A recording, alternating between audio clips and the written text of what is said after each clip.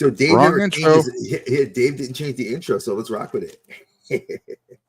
Dre and Dave hit it hard in the dark, standing tales from the void never bark. Movie shows they tear apart, dimensions clash, they ignite the spark.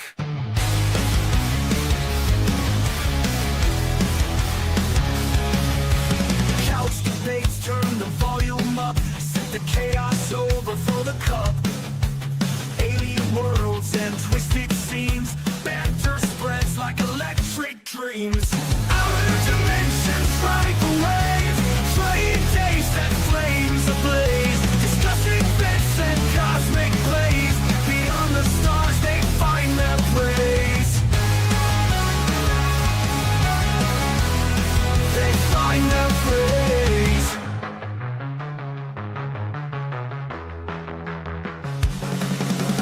Ripping through the deep. There you go. There's the right intro. Apologize. Oh my Guys, God, welcome what back again.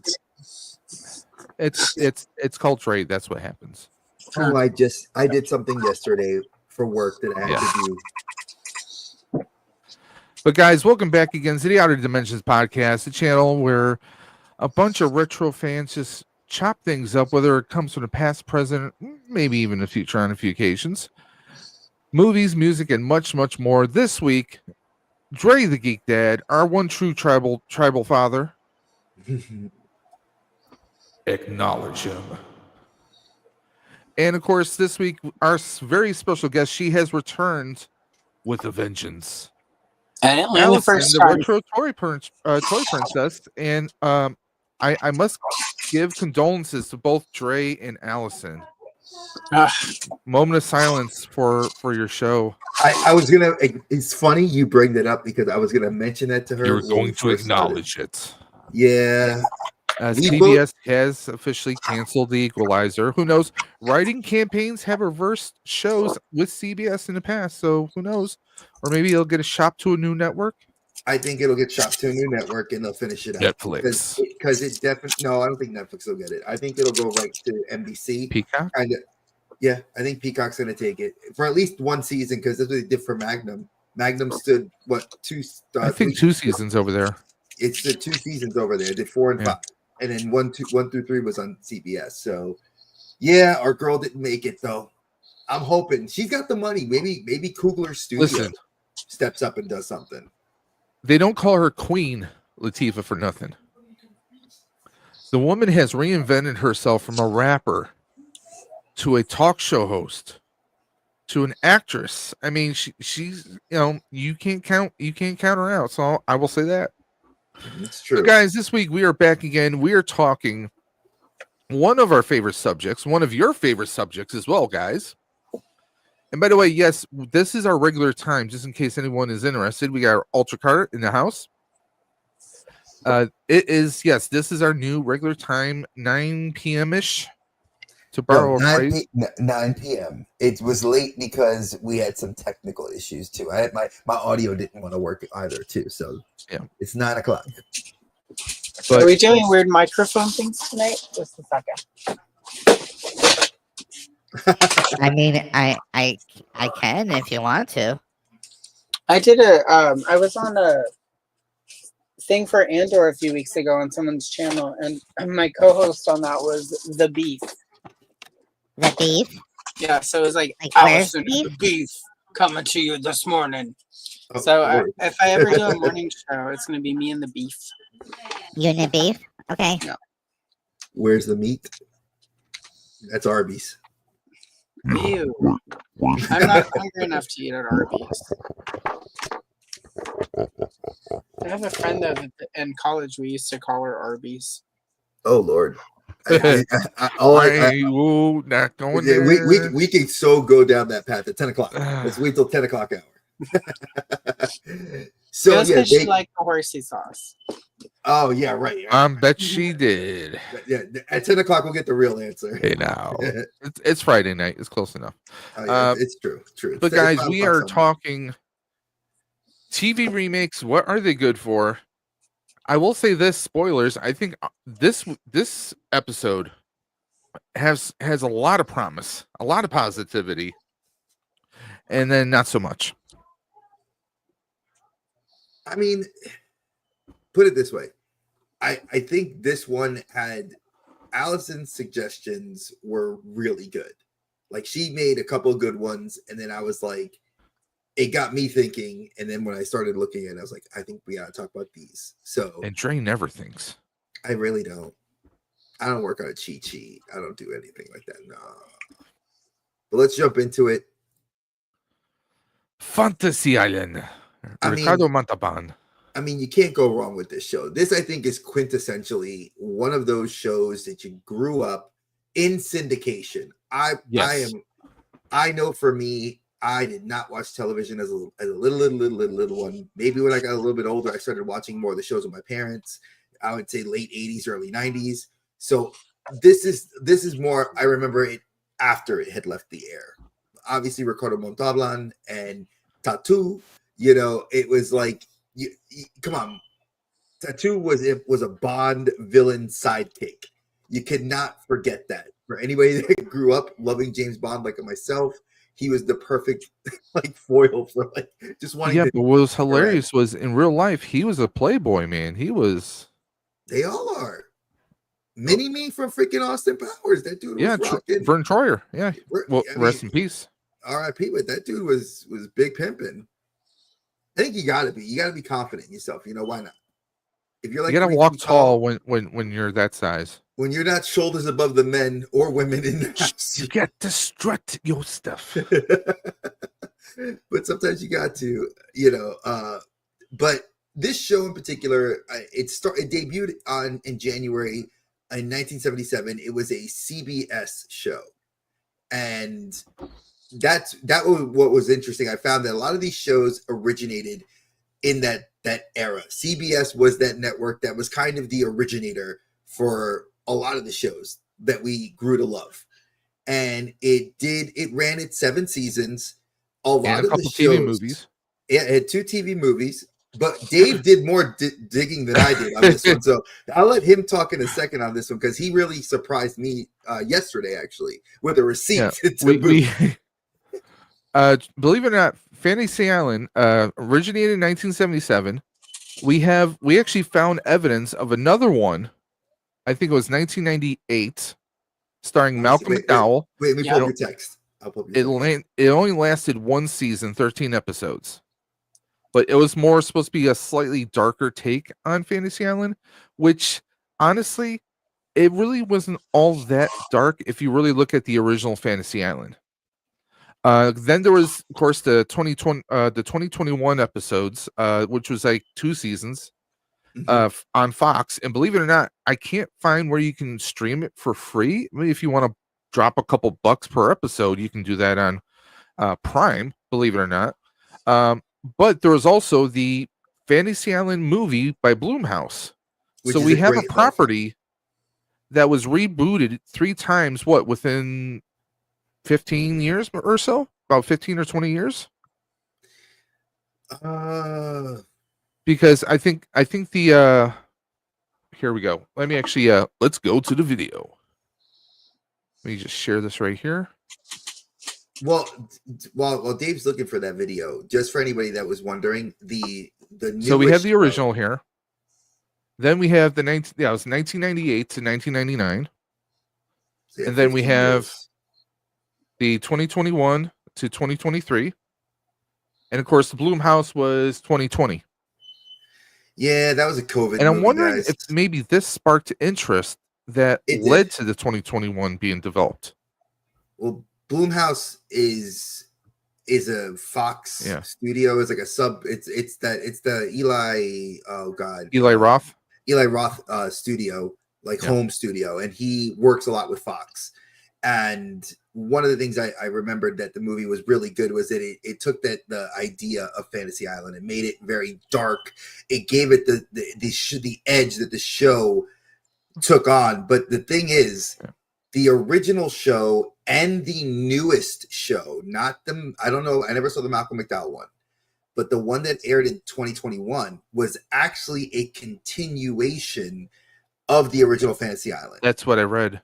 And that Rosalind Sanchez, who is the actress that was the Ricardo Montalban character, there's a lot of rumors and questions about like if she was immortal, because there was a lot of comments about Ricardo Montalban's character being an immortal, because he always commented like, "Oh, life is so frail for you people," and it was always like he addressed everybody that came to the island as more frail than him, and that was what kind of prompted this Almost thinking. demigod-like, almost, I guess. Yeah, like I always, and Bloomhouse made it like where it was like the island was the actual. And if you haven't seen the movie is actually a really We got to good. welcome Vagon to the chat. We also have Savage Saint, Hey, who Savage. was one of our winners from the Stream for the Cure.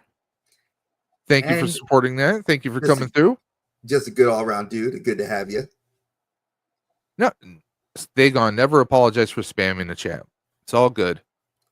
Here, Savage was born in '76. Grew up with some of the best TV. Yeah, me and Dre are both vintage 1978. So Facts. it's all classics here.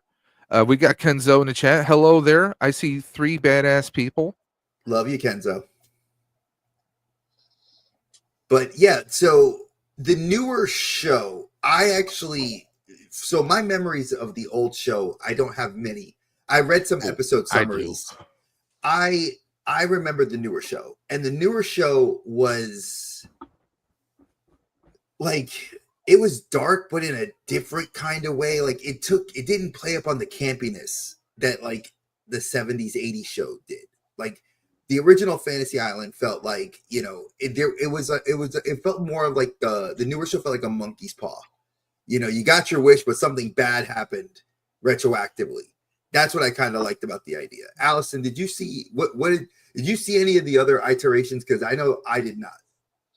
Well, I mean, I was prime demo for the original. Like when you're a kid in the late 70s, early 80s, Saturday night was Love Boat, Fantasy Island. There was the one episode where Charlie's Angels went on the Love Boat and then to Fantasy Island. Yeah, there was crossovers back then. Tiffany Wells. So like I watched it. And Fantasy Island was always, there was always like a dark story, you know, because they would do 2 to 3 stories per episode. It was one of the, you know, like all-star cast shows where it's like all these sort of older actors and then up and coming actors. Same with the Love Boat, but there was always like an episode where one of the guests on the island wants to solve the Jack the Ripper murder. So of course the island enables her to go back in time, but she's sloppy and enables Jack the Ripper to come onto Fantasy Island in the present. And literally as a kid, that was one of the scariest things I had ever seen. It gave me nightmares, you know, because Jack the Ripper is on the island and walking around with like a hook, and you know, like they have all the hula girls on Fantasy Island that were suddenly in danger. So for me, like for a long time, that was Saturday night because you're a kid. It's not like, you know, my parents were young and would send me to my grandma's every weekend, so they could go or just have people over and smoke pot. You know, it was the 70s. Exactly. You can do that on the internet. Yeah, so it was always a thing. Like, but you know, and it's funny. Like now you look back and it's very campy and very sort of, you know, like sort of all the, you know, sort of all those things. But at the time, it wasn't campy. I don't think. I think just the 70s in general, in retrospect, are very campy. But I think my recollection is we took it all very seriously, and it's just our sensibilities have evolved over time. I think in like 20, 30 years, we'll look back on, you know, like something like Game of Thrones, and Game of Thrones is kind of campy now, but something like House of Cards. Where Married with Children. Think about Married with Children is considered now campy and they said it was edgy. It was an edgy, groundbreaking comedy when it came out. So I think we look back, and you said that, and I just sort of, because, you know, like I've been thinking a lot about sort of all of our old media lately as I sort of plan channel content and stuff, and realizing that even I am like, oh, it's very campy, but at the time, like, it was just serious. Like, this was what television was. and we've just sort of evolved and become more sophisticated in our taste as a people. Some of us, and then some of us not so much. But yeah, I don't know. Like again, it was just that was Saturday night. It's like Fantasy Island, Love Boat. Just lay there and watch. If you were lucky, like the Saturday night movie would come on after. You know, like there'd be the stupid news, and then the Saturday night movie would come on, and after the news was over, and it'd be like an old episode of Wonder Woman or some old horror movie or sci-fi, you know, thing that had been edited for television, or old like they would often show like Night Stalker and Speaking of camp, yeah, Kolchak and is that the right name, Kolchak? With Kolchak Telly the Night Savalas? Stalker. Yeah. No, They would show, you like, said Telly that stuff. Savalas? Yeah, Telly Savalas, I think. No, that was Kojak. Kojak, right, there we go.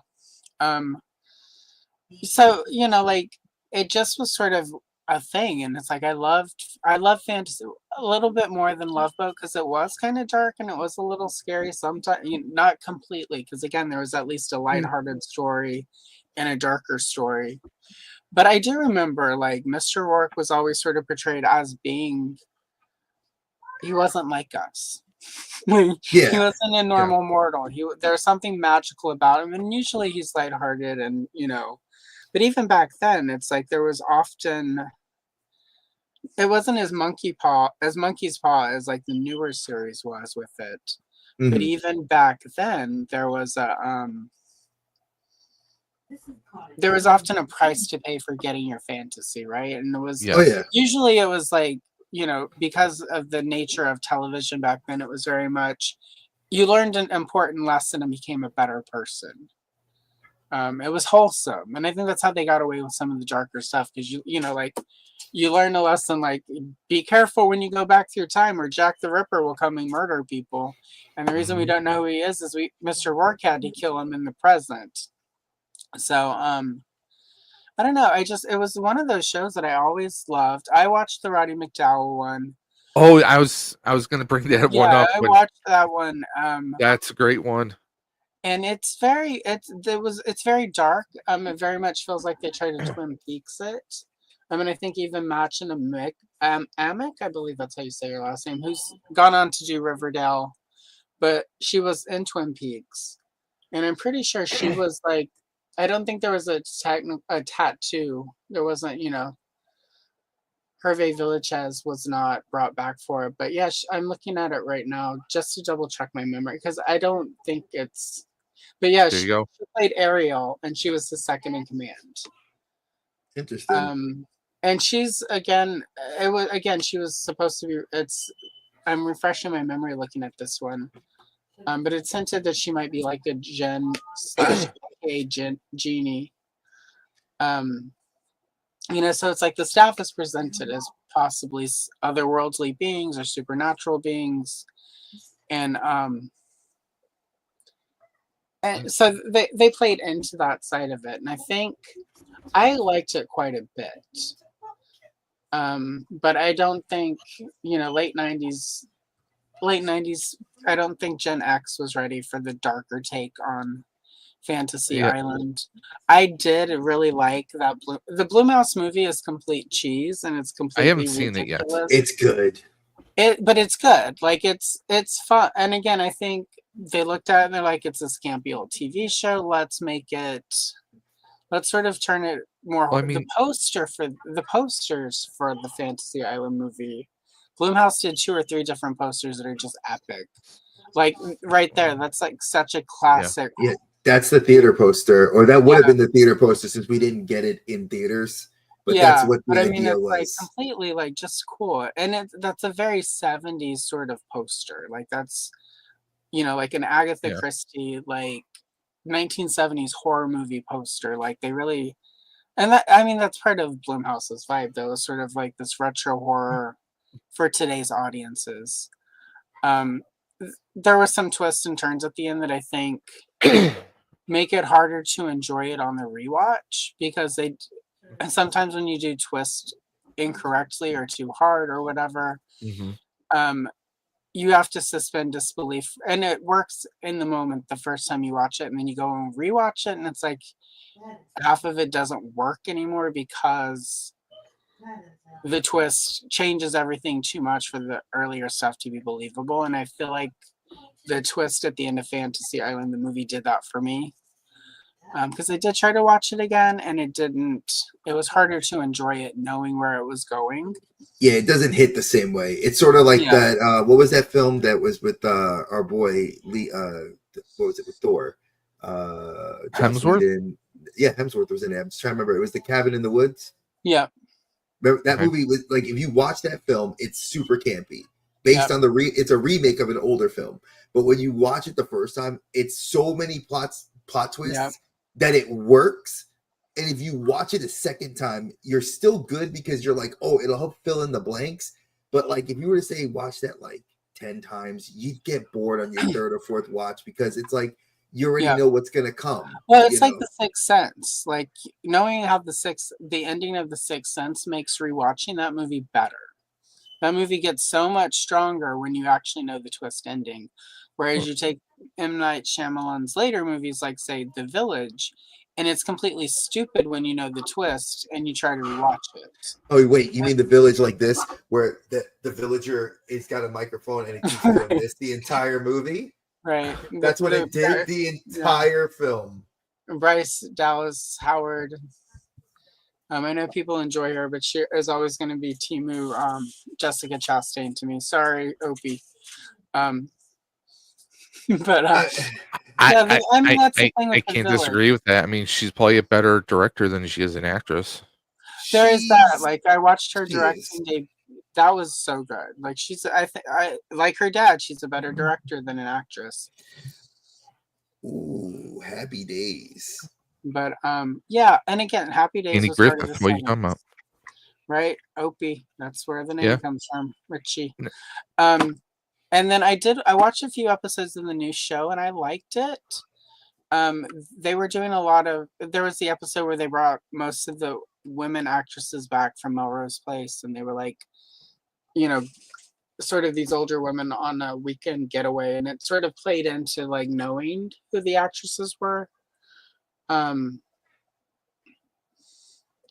But When it picked up the photos, I mean, you can see a lot of people from like different shows. yeah, Terry Like, Hatcher was in I one mean, of this looks those. like Maureen McCormick from Brady Bunch. yep. And there's- yeah. Marie McCormick had. I mean, you you know, had they did a lot of Terry that. Hatcher Hatcher. and what's his name from Desperate Housewives. Yeah. Yeah. So they did a lot of stuff like that where they would bring people that you knew from other shows and have them act off each other, which is something kind of Fantasy Island and Love Boat would do back in the day. Like the passengers would have sort of Rest in these peace. connections to each other from previous jobs. So there was sort of the tongue in cheek in joke to it. You know, I felt like the Melrose Place Girls episode really worked. Like that was, I think, the one that really like got me, where I was like, okay, I can get this. But it felt like to me as it got deeper into it, Here you go. it got too stuff. There you go. It got yeah, there it is. Daphne Zanuga, and I'm blinking on the other actress. Her Laura Leighton right? and Josie Bissett. Yeah. Jane, Joe, and Sydney. But it felt like the more it got into that as the series went on, she had a great story arc. I will say that her story arc in the show was amazing. Not that it ended, so it didn't finish, but I do feel like after a few episodes, that sort of like stunt casting of it sort of started feeling Got a little old too hat. much. And so, you know, so I think it's a thing where part of what, you know, it's been canceled. It made, but 2 seasons in the Oh, current media market, you know, That's like not bad. it's not bad. And they did some great episodes. There was some strong work there that happened. I mean, coming out of COVID too. Remember, we were during it's pandemic time, so that's like everybody was. That would have been the perfect time to test the show to see if it can Yeah. go the distance, because no one can go anywhere. I mean, Everyone's home. it did Well, 10 it's more also episodes than the McDowell one. And it's also important to note that it was on Fox. It wasn't the new one, and the 2021, 2023 one was on Fox. It wasn't on a streaming service. It was on an. So with those, it doesn't hit streaming the same way. People are into, you know, if it had been made for, say, Paramount Network or, like Hulu, and they dropped all 10 episodes, then probably we would be getting a 4th season right now. Oh, more than likely, I agree with that. Probably shorter, 6 to 7 episode seasons instead of like the 10 to 12 we got. But at the same time, like, I think, and this is something that I've come to believe and part of it is sort of while we're here, the remakes, the revivals, etc. What I've come to think is most shows have a solid 5 seasons in them, i.e., like a good consistent story. I think the days, even for myself, of watching shows where it's like there's the monster of the week or the drama of the week. I think most people now want shorter seasons that have like 10 to 12 really concise episodes with this thorough story arc from start to finish each season, with at the end of the 5th season overarching, like there's a single, like, sort of Lost, but Lost its way. Where it's like there's a point A to point B Rumor that has you it have there's a to get reboot. to, and there's only 5 you play. I think every show should have 3 to 5 seasons, and there should be a complete story told in those episodes. And I think people would give a lot of shows more of a chance if they said, like, this is a 5-season show. You're getting I a think complete that story. I can agree with that. I think if you pitched it, like if you're in that meeting and you have to pitch the idea, you're like, hey man, like Stranger Things, let's use that as because I think it's a very good show that knew what its audience was. It knew its genre. It knew the story. The Duffer Brothers, they knew. They were like, hey, we're gonna tell this story first with this creature, and then they built that monster of the week idea into each season. So like the Demogorgon, we saw parts of them. Then we knew, oh, we killed Demogorgon. What's next? Yeah. Oh crap, there's something bigger. Oh wait, next season. Now we're a little bit older, and they knew they're like, oh, we got to season 5. But the real story arc of Stranger Things is like those kids growing. It's the coming of age story of those kids. So it's like like start sort of middle school. Obviously, just the way time works, they're all going to be seniors in high school. But for the last season, even though they're all almost 30 now. What? I know. It's ridiculous. But I think that's the story, and I think that's why people, even though like some people have said some of the other seasons don't hit as hard, but the story of Stranger Things is this adolescence, this coming of age story. And the original Fantasy Island, it was just, it's going to be on until people stop watching it. There's no actual story. They didn't really build a lot of Mr. Rourke's mythology. Whereas with the new one, they tried to do some of that, but it feels like they were trying to like straddle the line between the old show, where it's just like this show could go for 30 years, instead of sitting down and saying, what's the story here? How do we make this, how do we build the story out? And I think that's what also troubles is that they know that this is the nostalgia bait for us, and it works twofold for them. We build this show, we put the young Spanish woman in it to be the main like protagonist, antagonist, on the show. Eye candy, we get a lot of nostalgia acts, and we pump it out and we see how it works. I think that again, like Game of Thrones, that was a story from the books, could have been finished in 6 seasons. They pushed it to 8. There was a lot of shows, even recently. I'll use Squid Games because I loved Squid Games. Squid Game season 1, fantastic show. Did not have to understand. I did not know anything about Korean culture, and it got me to want to learn more about the culture. Then you watch season 2. And season 2, like my brother and I said, we watched the first 3 episodes, and it's like you could have taken that 6 hours that you did of 3 episodes and put it as like a 35-minute set of scenes in the first episode, and we could have jumped to the games. We did not need all the background story, like filler. Get me to the point where the guy's in the chair playing the game with them. That would have been the point of where I said that's where you needed to be. And I think that that's a problem with a lot of the newer shows. They either miss the mark by trying to go too hard, too fast, or they go too slow and they draw the story out, and people don't want to give it that. Oh, I give everything 3 episodes. If you can't make me by the end by 3 episodes, I'm done. I don't want to watch it. If you can't do that with a story in the shows, and that's the problem. And I think Fantasy Island, like I said, I think it was primed, and a couple of other shows in those early years, post pandemic, where people again were staying home, with movie theaters were closed. You were at a place where you had more of an opportunity to be like, hey, let's pitch this. And if it's stuck, it's stuck. And a lot of shows have it. Very big times that we know that a lot of stuff didn't make it out of the pandemic or even make it maybe a year out of it, and that's it. So this show is definitely a victim of that. Again, if you guys are trying to look to watch the new show, Dave has said you could purchase episodes on Prime. I know Apple Prime Video, and if you and also for Apple TV, you have to pay for the episodes too. Yeah, that's what I was just about to say. I saw it on Apple TV, and you had to buy the episodes. Yeah. So, again, it's one of those things that it's not a great. It was if you can find this on DVD on eBay and you really want to just spend the money on it. I've seen it go for like $20-$30 for the whole series. Just you can buy it that way, folks, and watch it.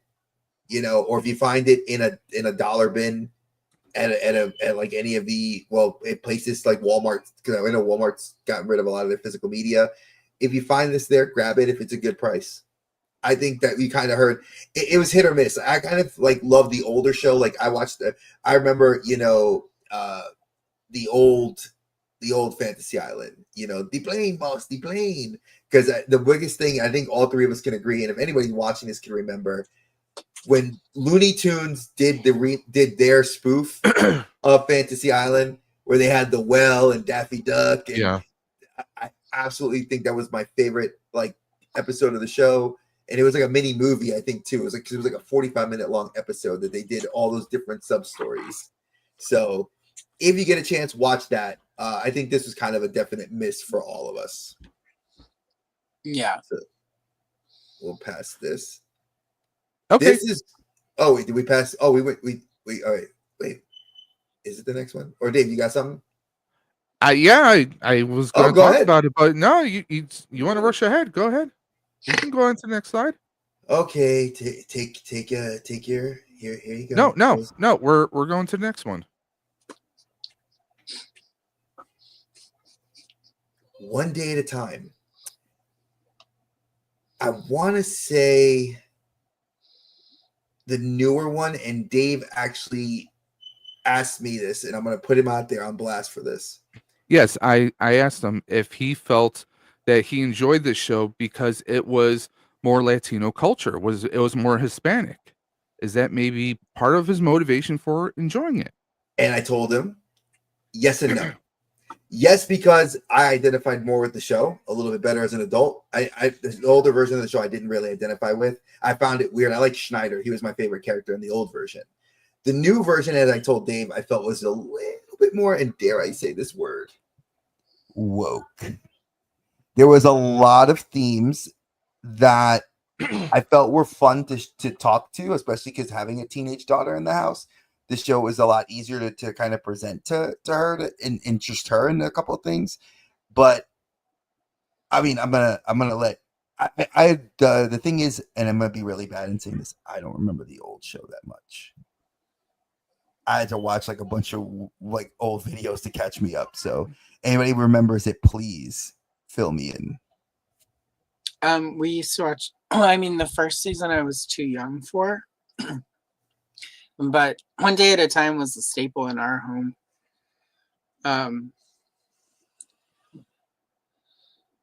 Valerie Bertinelli, Mackenzie Phillips is Julie, Anne Romano, and then Schneider. So yeah, this was, the show, again, it was Norman Lear. It was woke for the 70s. I think it's really, and this is a Norman Lear thing though. Norman Lear created television he created woke television. His whole concept, half of their episodes would be, like everyone sort of jokes, like tonight on a very special episode of Blossom.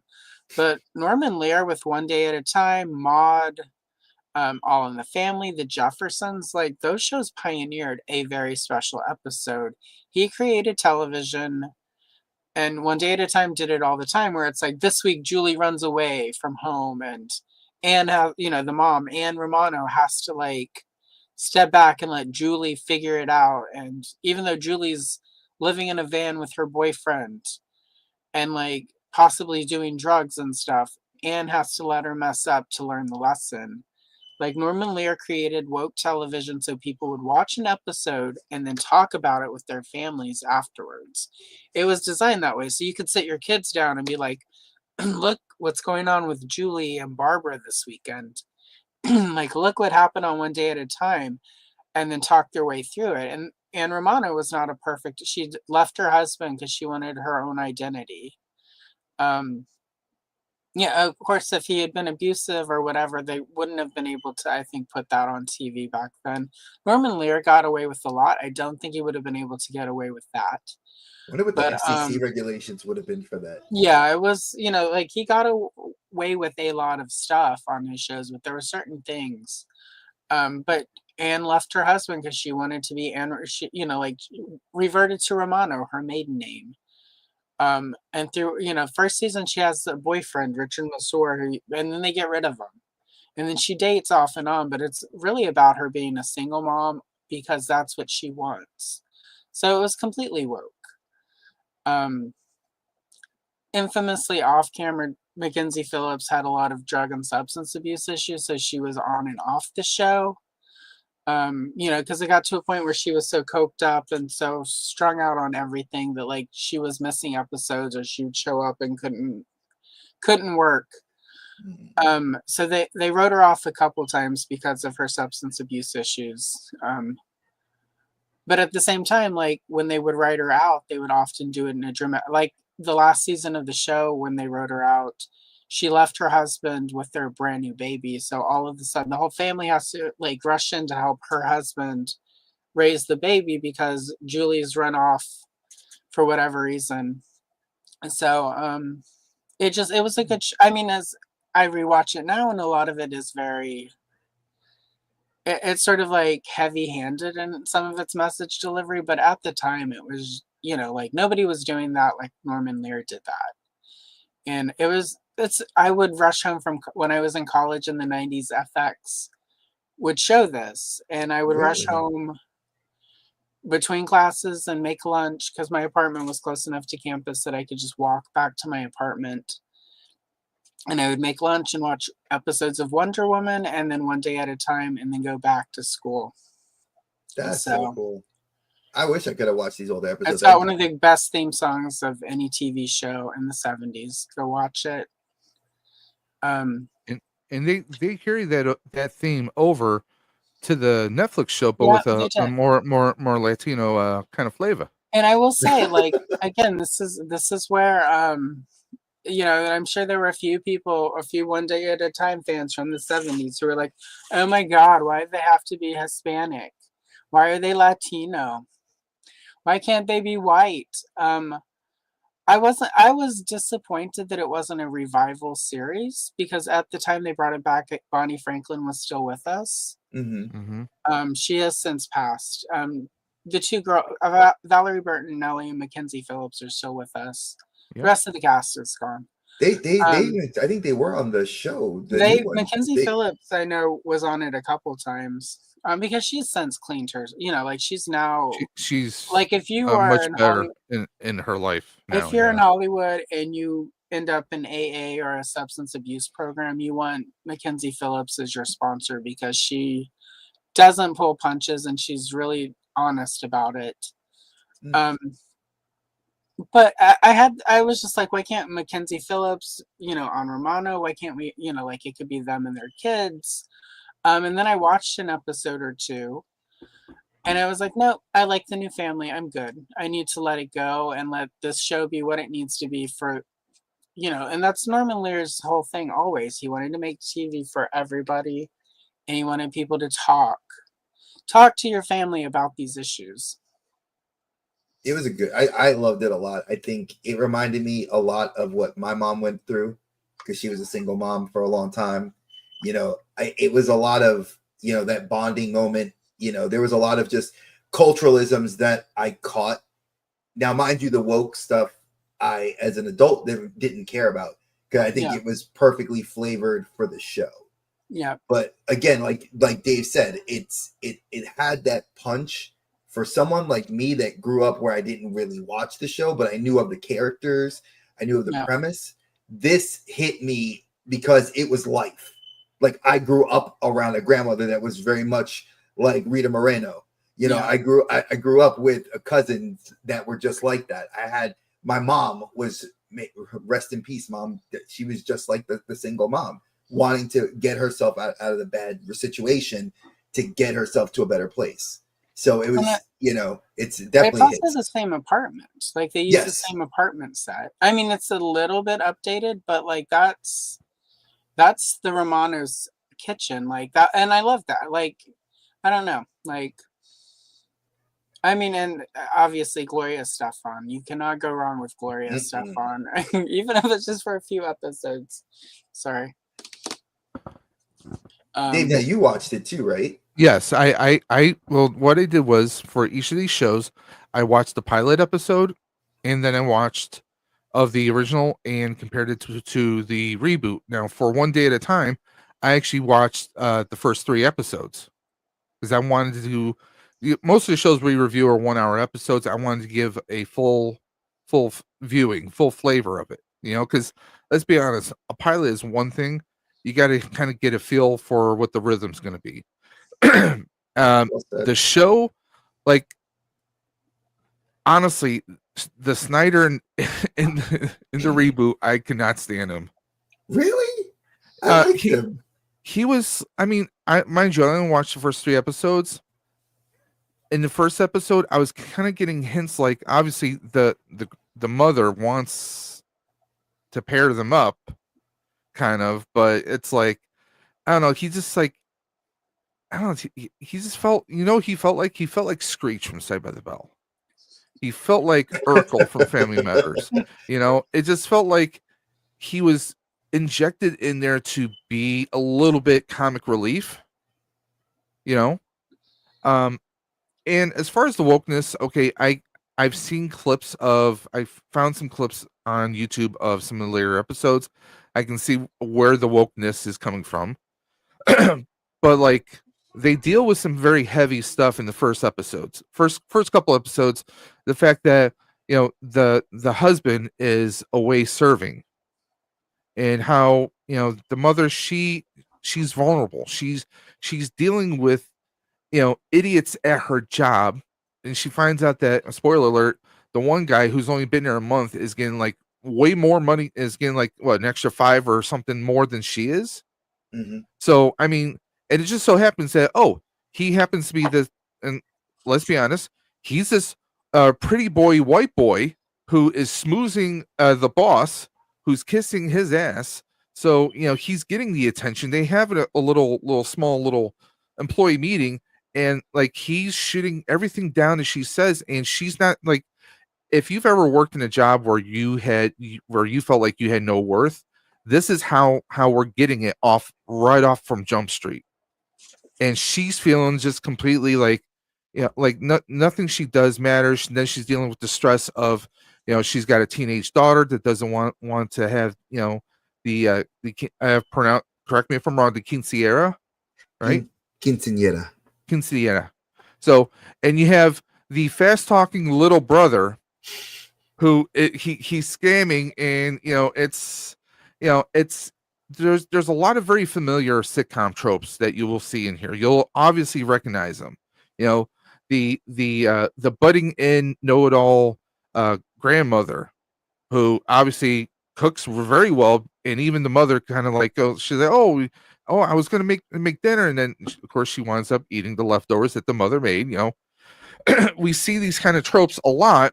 And personally, for me, I'm someone who doesn't have cable TV. I don't have regular TV anymore. So I don't watch sitcoms anymore. So maybe part of me, like, I wasn't overly vibing on it because I felt like some of the tropes were repeated. But also, I only watched 3 episodes. So I'm not going to say that this show isn't worth your time. I think it's, it's trying to take the concept of one day at a time. A mother who is trying to, I guess, strike out on her own, who's trying to prove that she can be a mother, she can take care of her kids, that she doesn't necessarily need anybody. I think this is a spiritual successor to the original, at the very least, even though we get some we have to rename the maintenance guy Snyder, although yeah, I don't really have a whole lot of confidence in his handyman work. He It looks really wasn't good. he definitely looks like he should be more in like a Oh, call center. yeah, but you didn't. Okay, you didn't watch the whole thing.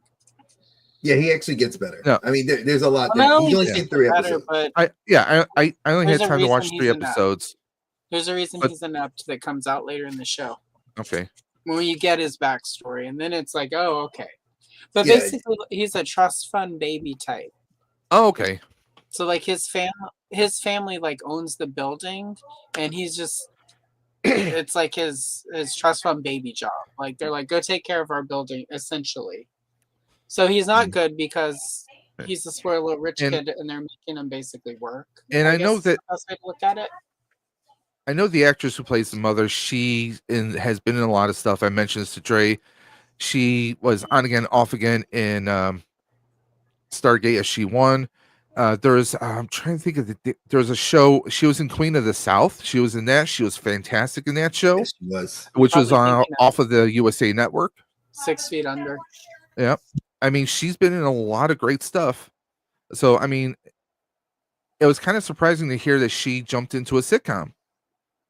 At least for me, anyways.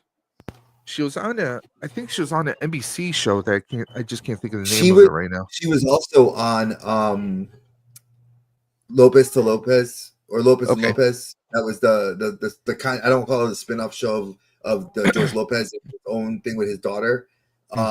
She was the love interest of George, like his hookup girl mistress that she played. Okay, Rebound.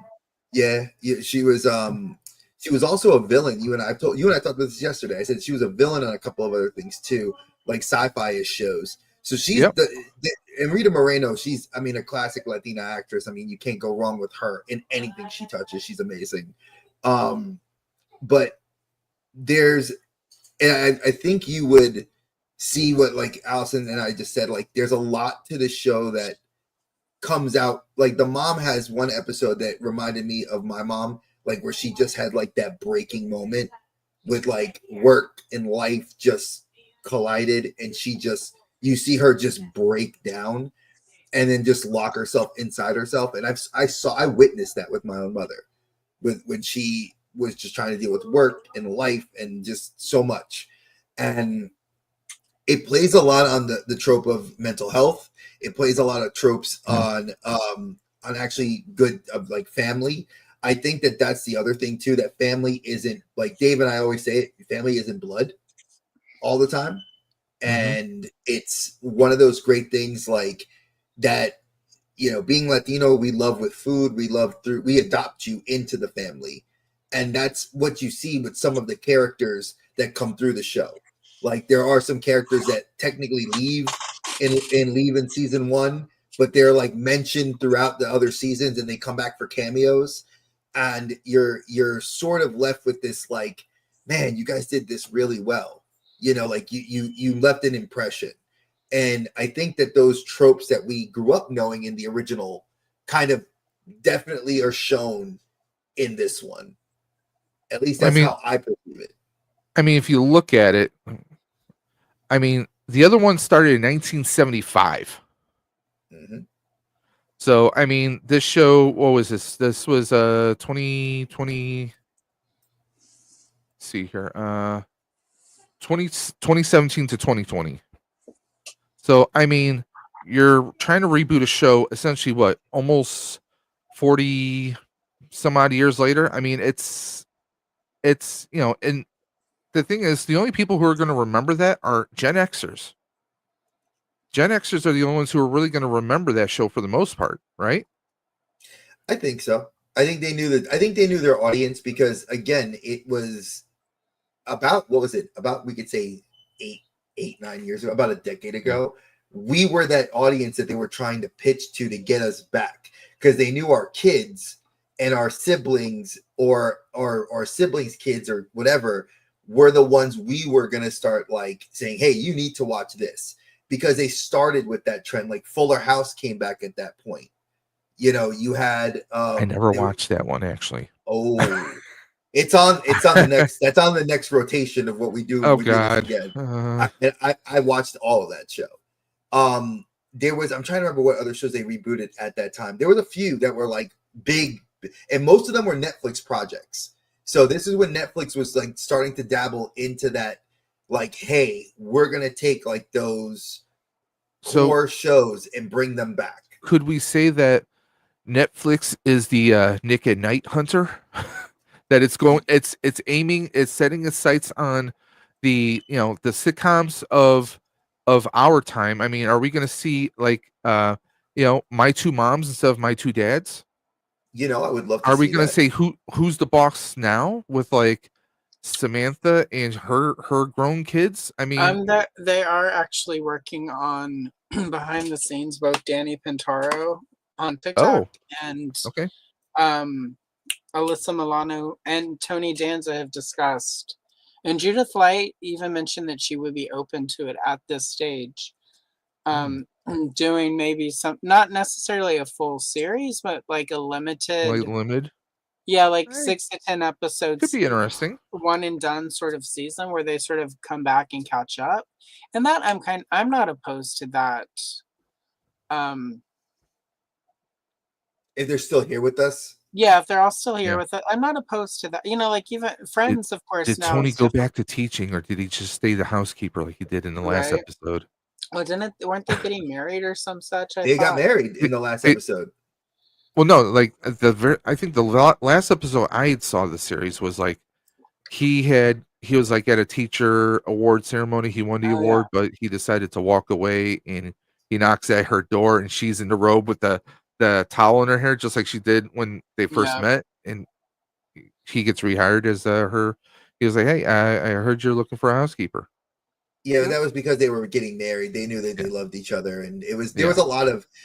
Now, mind you, I was about to say I wouldn't be surprised if Tony Danza would want to make a comeback, because he's doing a lot of darker stuff in Power, Raising Cain, and I love the stuff he's doing in that. Like, just from the clips I've watched, he is that great. Like, I wish The Sopranos would have picked him up, because he would have made a killer mob boss.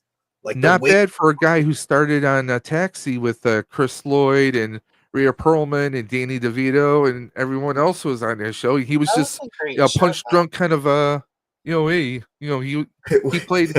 played like Joey from Friends. You know, that was basically originally he was Timo Sylvester Stallone kind of. Yes, he was. Yeah, that was the whole.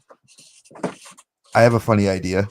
Why don't we remake Taxi and we call it Uber? Lyft.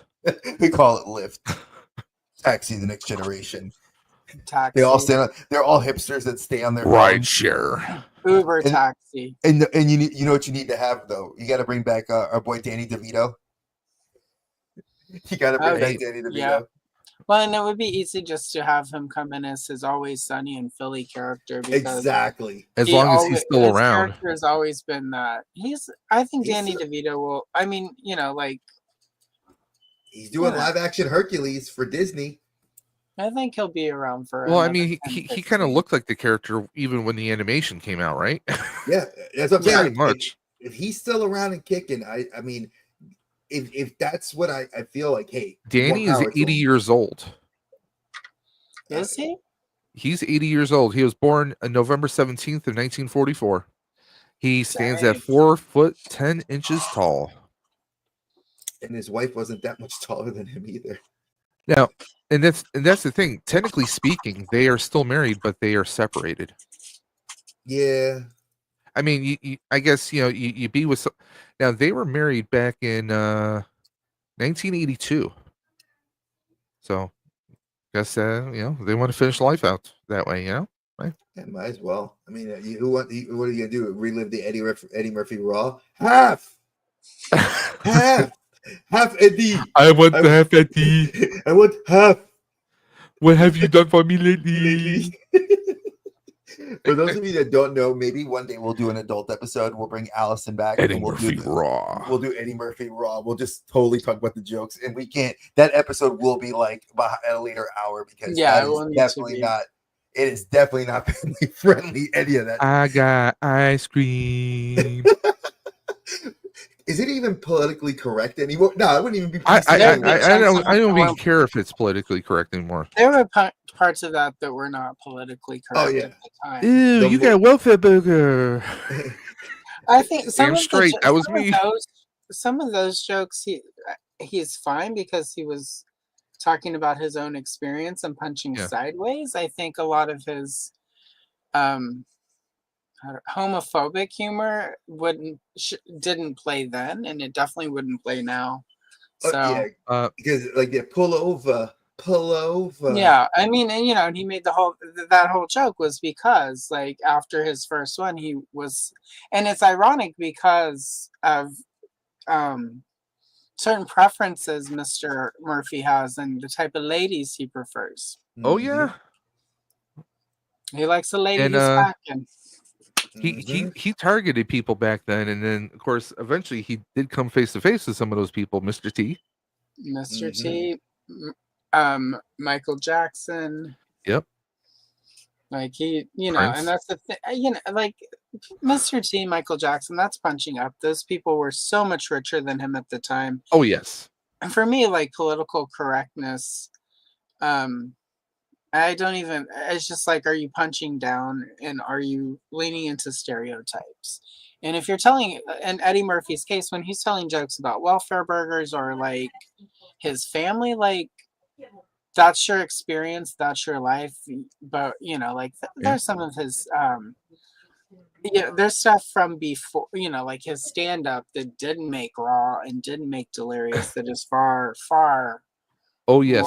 More, like so. Those who have the actual albums will know.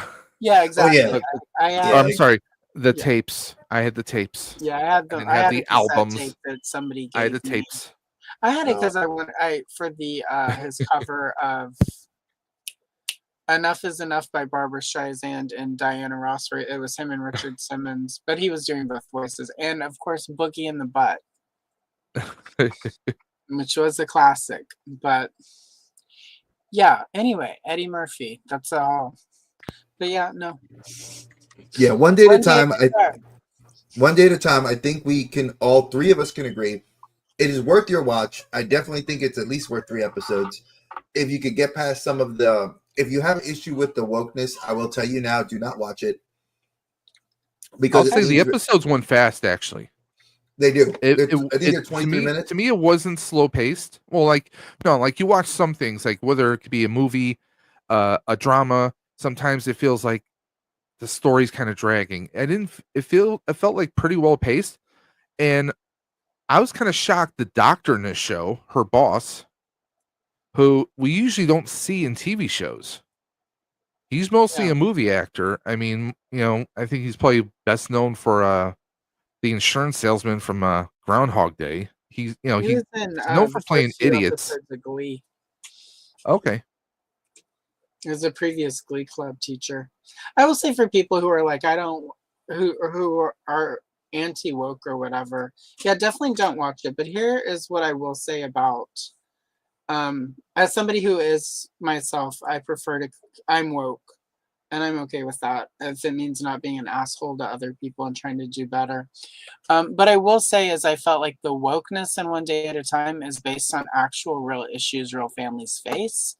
And if you watch it and all you can think this is woke, then it means you are overlooking the experience of a lot of people who live next door to you. It's not woke for woke's sake, and that way, like they're not just doing it because, this is an issue that we can talk about and get some pushing for. They're talking about it because the real issues real families face. So it's, to me, there's the woke because like let's just do it so we can be woke, and then there's One Day at a Time, even the old one where it's like this is a real thing, real families, real people deal with.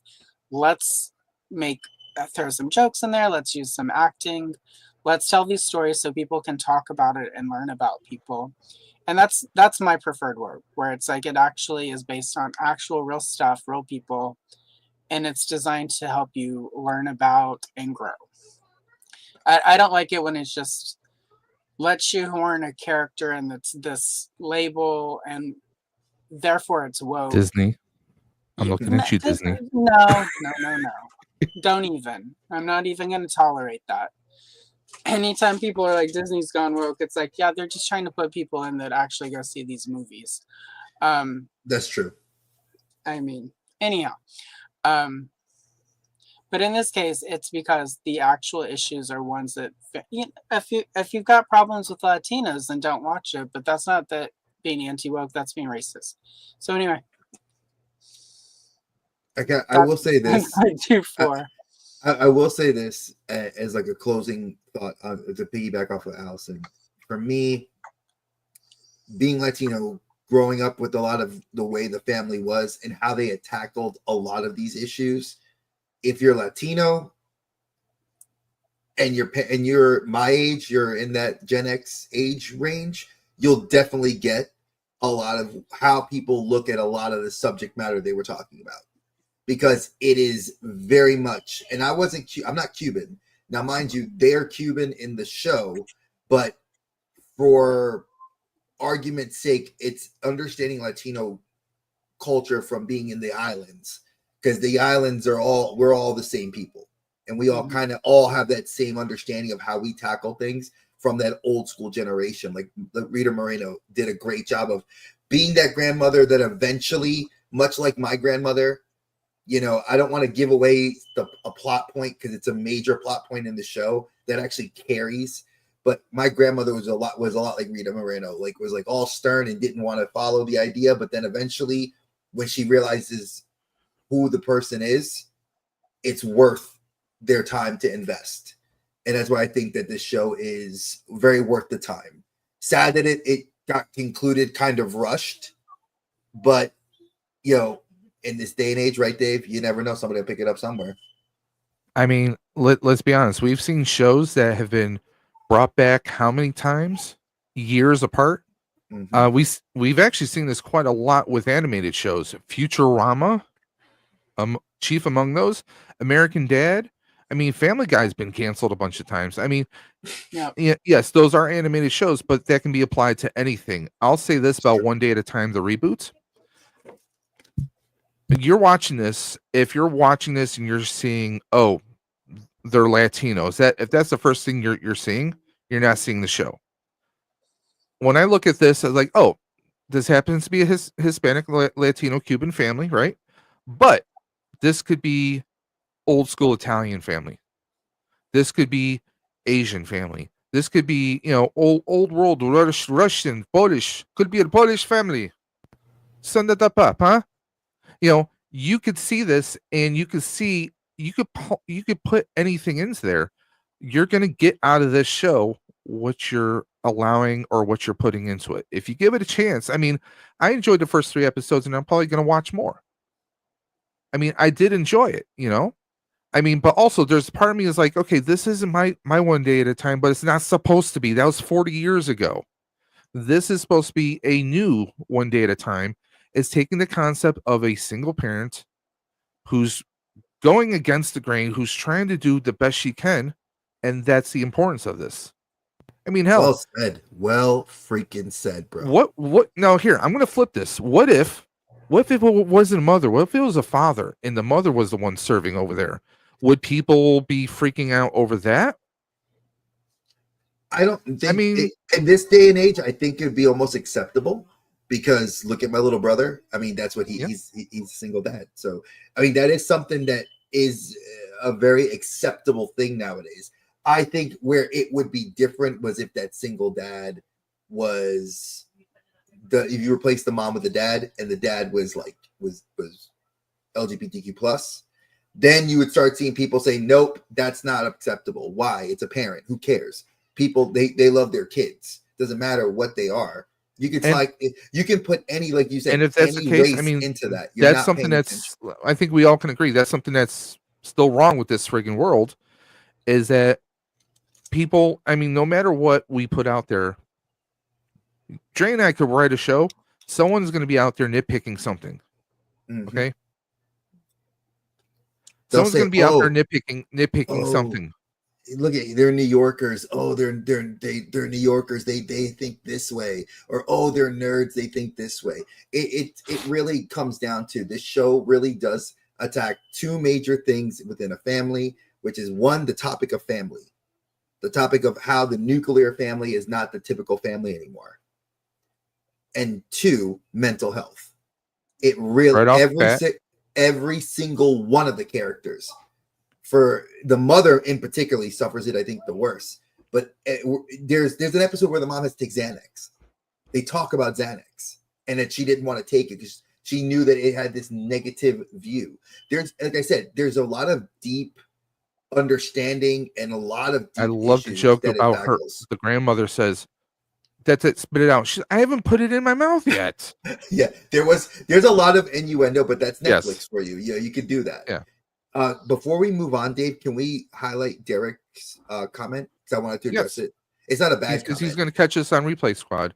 So, Always wind up fascinated by the obsession with remakes and retreads. So I wanted to address that because I think that's an interesting comment. And I've been watching a YouTuber. I put Dave and I have to put Allison on too.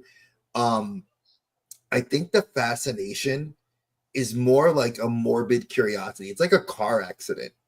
I grew up with some of these shows and I wondered what the hell I found interesting about them being glued to a television in like the late 80s, early 90s on some of these shows.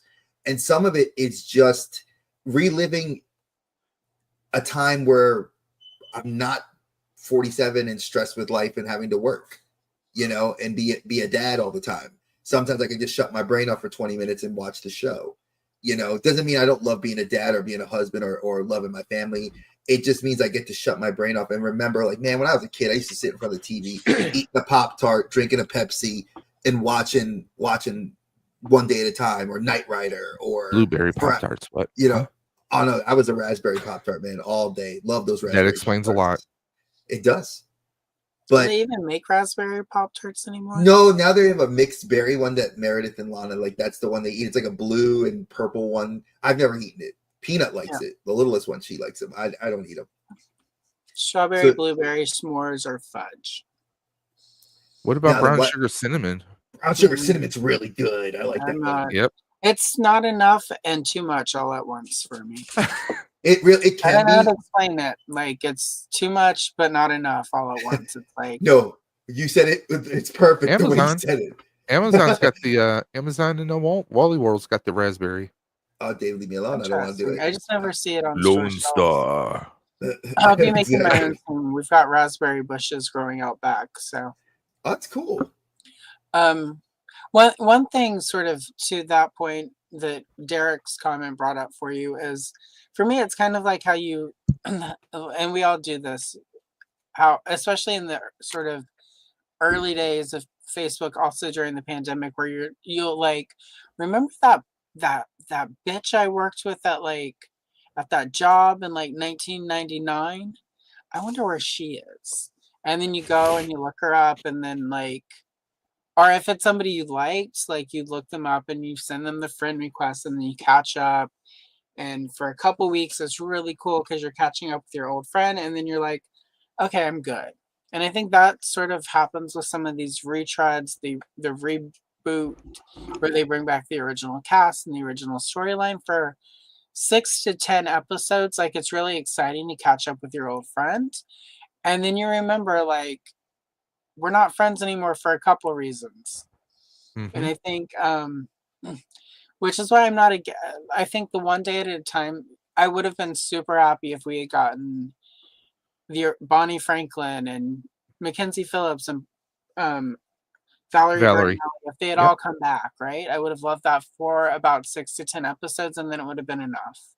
I feel like we got way more mileage out of a brand new cast exploring the same sort of concepts in modern day. Yeah. And bringing Mackenzie Phillips back as a different character was fine.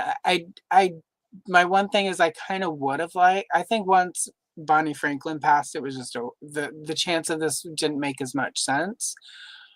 But if she hadn't, it would have been really cool if they had at some point had the Romanos come back and like, oh, we I mean, used to live in this apartment I and have mean, an episode or two I mean, like Bonnie that. Franklin could have been living in one of the apartments in the building, Exactly. kind of like just a neighbor. Blink and you'll miss it, kind of. Yeah. Or Yeah, exactly. Like or like have her and the grandmother actually talk when they go to the market together. You could have something like that. Could something, have been you know, like sprinkled.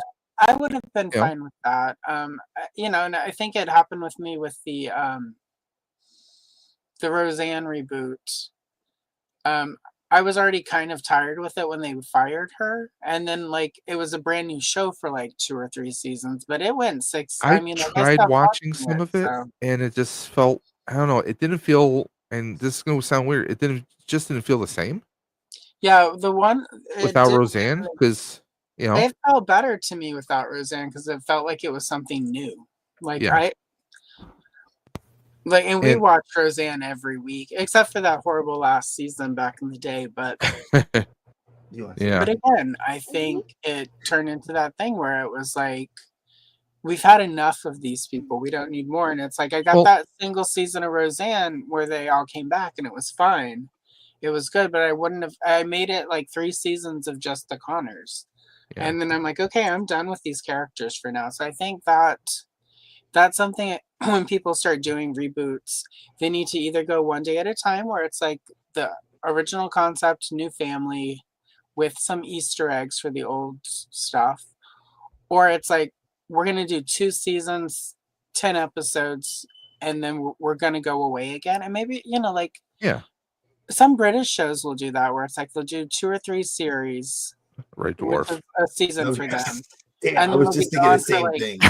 and they'll be gone for like 10 years, and then they'll do like 2 or 3 series, Yep. and then they're gone forever. I mean, But it's like I think I like that concept where it's like, and I think that's how reboot remakes with well, the original cast should start.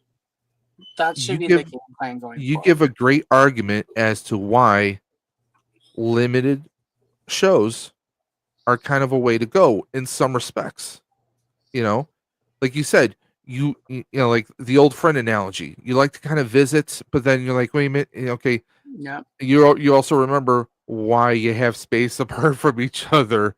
It's like, hey, it's great to do like, hey, let's meet up and do like a weekend once or twice a year, and that's about it, because maybe the idiosyncrasies or maybe the things that you didn't like kind of creep up, right? Or you're mean, so changed that it's like it's not. Yeah. It's one thing to go back and rewatch old episodes of a show you loved, because in the moment you like it transports you to that moment sometimes. But the person you are now watching the person they are now in the show is a completely different thing. And after the catch up phase of it, it's like, You're not okay, the I'm same good. person you were as when you originally watched it. Yeah. You're always changing. One thing though to note is 4 seasons, but only 46 episodes. So they were. Well, it got cut because of the move from Netflix to Pop, which is on, I think, was Paramount Plus, is what I think this At the time, maybe? worked. No. I think it was just it was like post. So I remember the move to Pop happened in like 2019, and then it was like right in the pandemic, so everything was real, like it was like 12 episodes. I think the last season was 13 episodes. Like season 4 was 13, and then like the one before that was like, it was really short runs. And we were kind of actually talking about that prior to getting on here. We've talked about that, like maybe like, doing where a lot of shows don't run the way they used to. Like back in the 70s, like if you look, One Day at a Time did 9 seasons, 209 episodes. You were running a show that was that would either run, bi-weekly or 5 days a week. So you were filming a lot more. So these seasons might have been shorter. Like you might have seen a season be like maybe 12 episodes, or it could have been like 40 episodes one Yeah. season and 50 episodes another season. And then, they didn't have the writer strikes that we saw that happened in 2000. They didn't suffer from all that stuff. By the way, I confirmed the parentage of Pop. It was owned by Paramount, but its parent network, its mommy and daddy, was MTV Networks. Interesting. Go figure. Well, I mean, And they're the most they're the most woke of Yeah. woke. So I mean, Paramount was writing the checks because they owned it, but it was really MTV who was like, "Hey," so that goes to show you right there. I mean, we all know that MTV is an MTV. Let's be honest. well, MTV doesn't really even exist anymore, to be honest. But yeah, It died in early 2000s. Let's be honest. That's going to be a show all in unto itself. I think yes, the three of us. I think we got to bring Brick on for that show too. Oh, Like yeah. the four of us got to talk about that because I think that would be an awesome topic. The death But of yeah, MTV. exactly. Because I remember watching the first season of The Real World and being like, "Whoa, this is really in New cool York, that they're yeah, doing this, right? Like, this is a cool concept." And then to think this cool thing, and that was like my senior year of high school, so it was like sort of perfectly timed for me because right when I'm thinking about The Real World, right after high school, you've got this MTV show full of these cool people. yep. But if you rewatch that first season, it's pretty boring because it's like other than If you compare it to the other ones, yeah, because there wasn't as much manufactured storyline as later seasons. Seattle, Venice. I mean, some of those were. Hey, we got the Miz. We got the Miz from there. Mike Mizanin. Yes, we do. We got the wrestler. Mike Mizansky. Becomes the Miz. I mean, that's where he. So let's. WWE took a lot of their play from that too. I mean, again, these are all concepts, folks, that if you guys remember, I have my notebook, my avocado notebook. That notebook has like a whole bunch of episodes very similar. So these ideas that we're talking about, I want to put them out the rest of this year because I think they would be so much fun to talk about. But let's the go to this origination one. of reality. There you go. Yeah, that would be a good good title, Dave. Good title. I like that. I got to come up with a wallpaper for that now. Good at naming things. So Hawaii 5-0. I mean, this show, I love it. I love it. The OG show. I mean, this show ran for 12 friggin' seasons back in. I mean, it started 68, ran into 1980. It covered 2 decades, almost 2 decades. That is a lot. And I love that. I love that the car makes a cameo in the first episode of the reboot. Those who don't know, Hawaii 5-0, I mean, it was a cop show set in Hawaii. And I mean, was it Peter Lords? I mean, he was the quintessential cop back then who his hair was always perfect. He wore the perfectly pressed dapper suits and he had that kind of like no nonsense, like nobody could get past you, and aura before aura. Yeah, I mean, if there was a chance that when you were growing up, your grandfather, your uncle, someone was watching this in syndication, because this show ran in syndication for God knows how long. But like watching the first episode, I watched the original pilot and I was like, oh damn, I know who that person is. I know who that person is. You're recognizing people who would like the first episode, the first bad guy you come across. He is like one of the quintessential 80s bad guys that you would see in movies and TV shows. I mean, I'm just like, I'm cracking up in a little bit of nostalgia, but like, and then, I mean, this is like, it was one of those shows where like, shows like going back to the 80s, like Knight Rider, they had a lot of like pre-recorded, like they use like stock footage to fill in scenes, right? This thing, there it goes again. Damn camera. Hey, we went through an hour and change without that happening once, so that was good. It is. I'm improving. But this, I mean, none of this was stock footage. And they put a lot of production value in this show back then. It helped promote the tourism, obviously, for Hawaii. But it was a show unlike I think TV ever saw at that point in time. It is dated. Obviously, it's very dated, and we're not just talking fashion wise, but like how people are spoken to. A lot of derogatory terms, and there's a lot of misogyny in there. There was a lot of things that would not fly today. Weirdly enough, for filming in Hawaii, bigotry against Polynesians, I was like, that's their island. It's their home. Yet there's so much bigotry towards it. It's keep going. I'm sorry. Well, no, you're right. And let's be honest, the remake kind of gets a little bit of revenge on it a little bit. Yeah. Big time. Big. I love that remake. I think was amazing, personally speaking. And I hate you, Dre, because I have 2 shows I have to start watching now. Hey, but that's honestly with being the way it is. Here's the thing. I knew of the Hawaii Five-0 reboot and the Magnum reboot because, as Dre has here, extra crossover episodes with Magnum PI and NCIS LA. I'm a big NCIS fan, so I knew of the shows and their crossover. The reboot. I mean, Scott Conn, son of James Conn, and of course he was. I think. Of course, I know anyone who know if you see him, he plays Daniel, but you're going to recognize him from Gone in 60 Seconds. You're going to recognize him from the Ocean's movie, the Ocean 11, and such movies. He's a great actor, but he doesn't get a chance to really shine as much. But he's showcased in here. It makes me, when you see him in his voice and in the face, you can see his father in it. But this show, it hits. First episode, it hits because as someone who grew up watching the original Hawaii Five-0 with my grandfather all the time, he would, my grandfather loved the old action shows, so we would watch that kind of stuff. And for me, like you see the car that Peter Lorre drove, I'm like, it kind of hits you in the feel, like a little sprinkle, a little bit of seasoning, a little bit of salt, a little bit on there, a little bit of flavor. But these are not rehashed characters.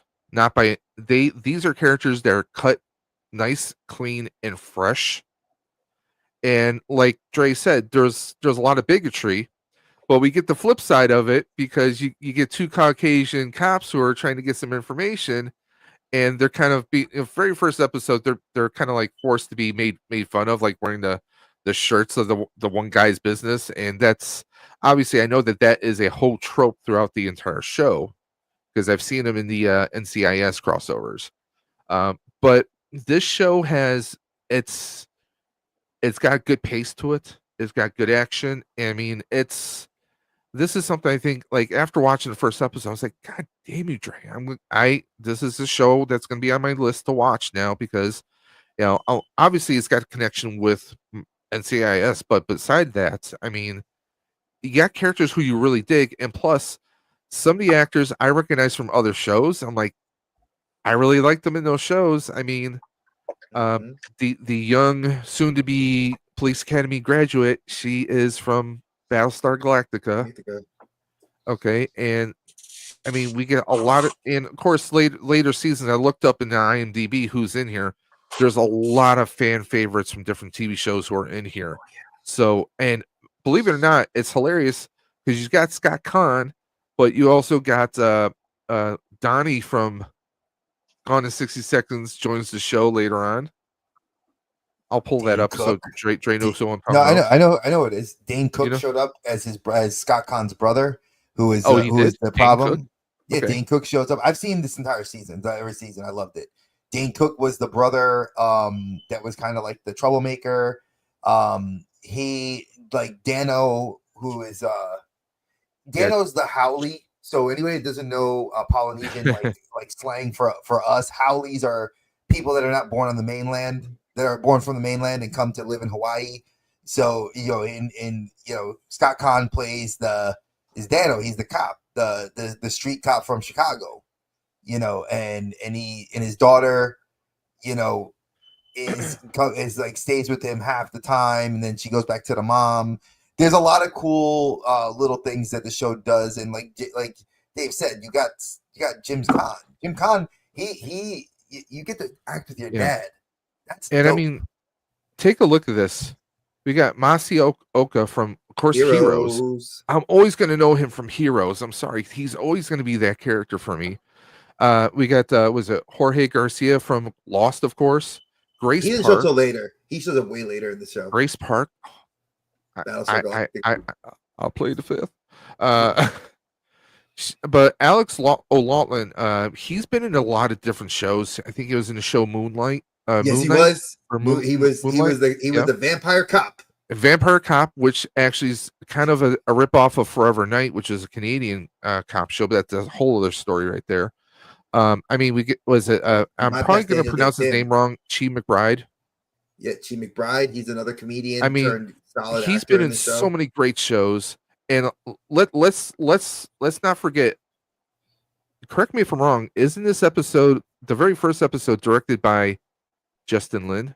Yes. Fast and the Furious. Mm-hmm. No, yeah, he. So I mean, obviously he knows what he's doing when it comes to movies, and also, for the most part, and TV shows. I mean, the first episode, I think it hits and it hooks. It hits and it hooks. It definitely does. So I mean, I became a big fan of this show after just watching the commercial for it. I remember they had advertised it, and we didn't have my mom, when she was still alive, had regular TV, so I would sit and watch it, like, because it was always a great show to watch on. I think it was like on Friday nights, and if it wasn't on Friday, then we moved it. It did suffer the shuffle that they did on CBS, so it got shuffled around a couple of nights. But I'll get into that after. I want Allison. Did you watch the newer version? Did you watch the old version? Did you like either one? I never watched the older version. For whatever reason, just wasn't something that.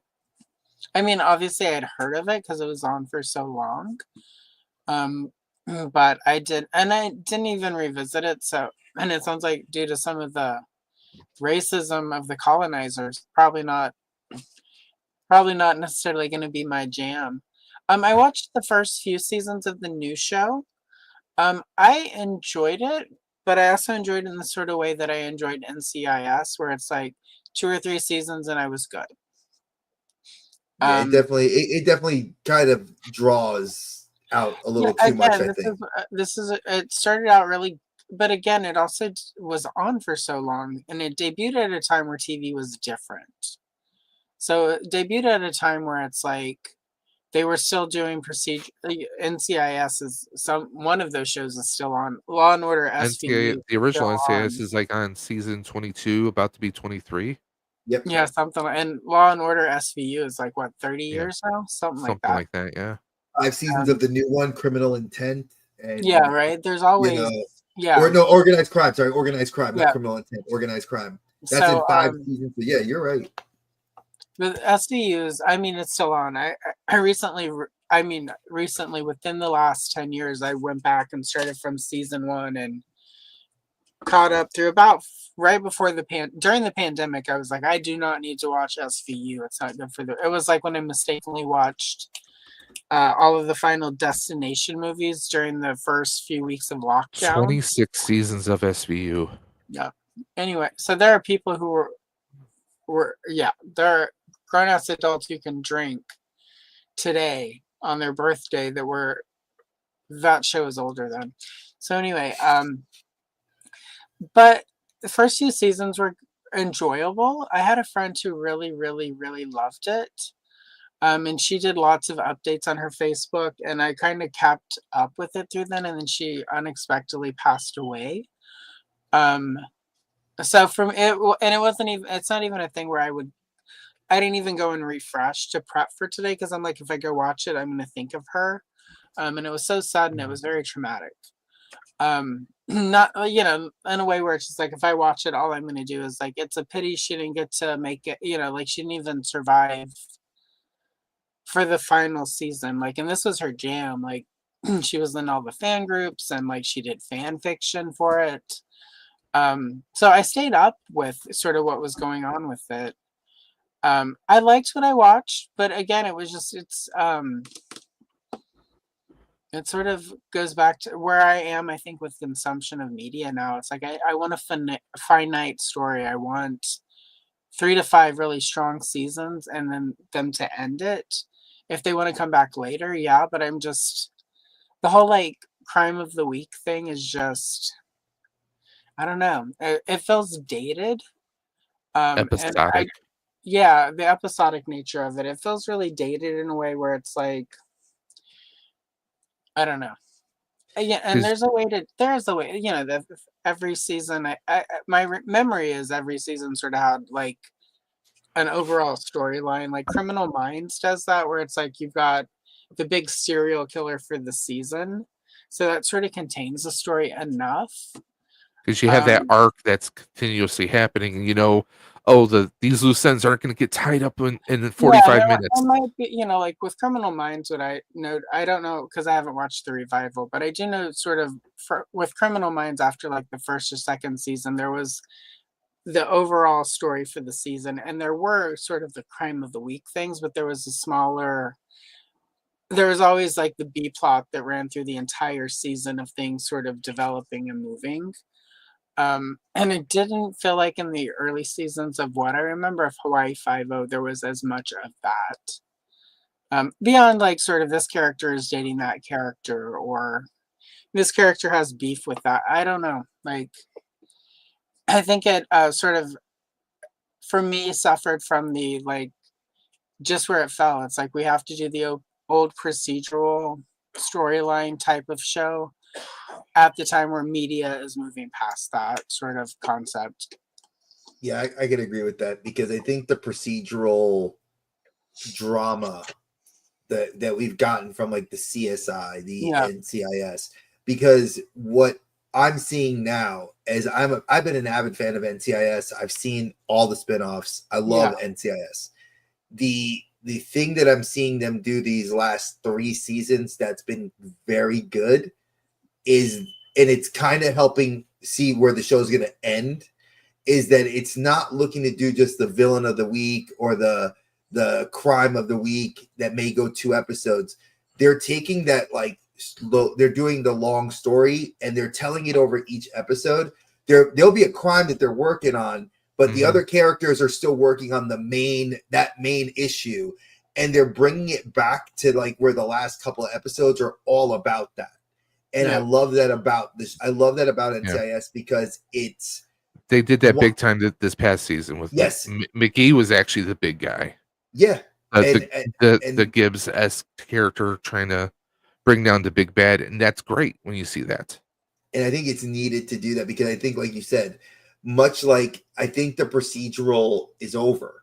I think that we're at a point now where the attention span of the Gen Y and the millennials and all this, I think their attention span is just that. Give me 3 solid seasons where season 1 tells me the story, season 2 continues a story with maybe a new character, season 3 finishes it, or you give me a spin-off little idea.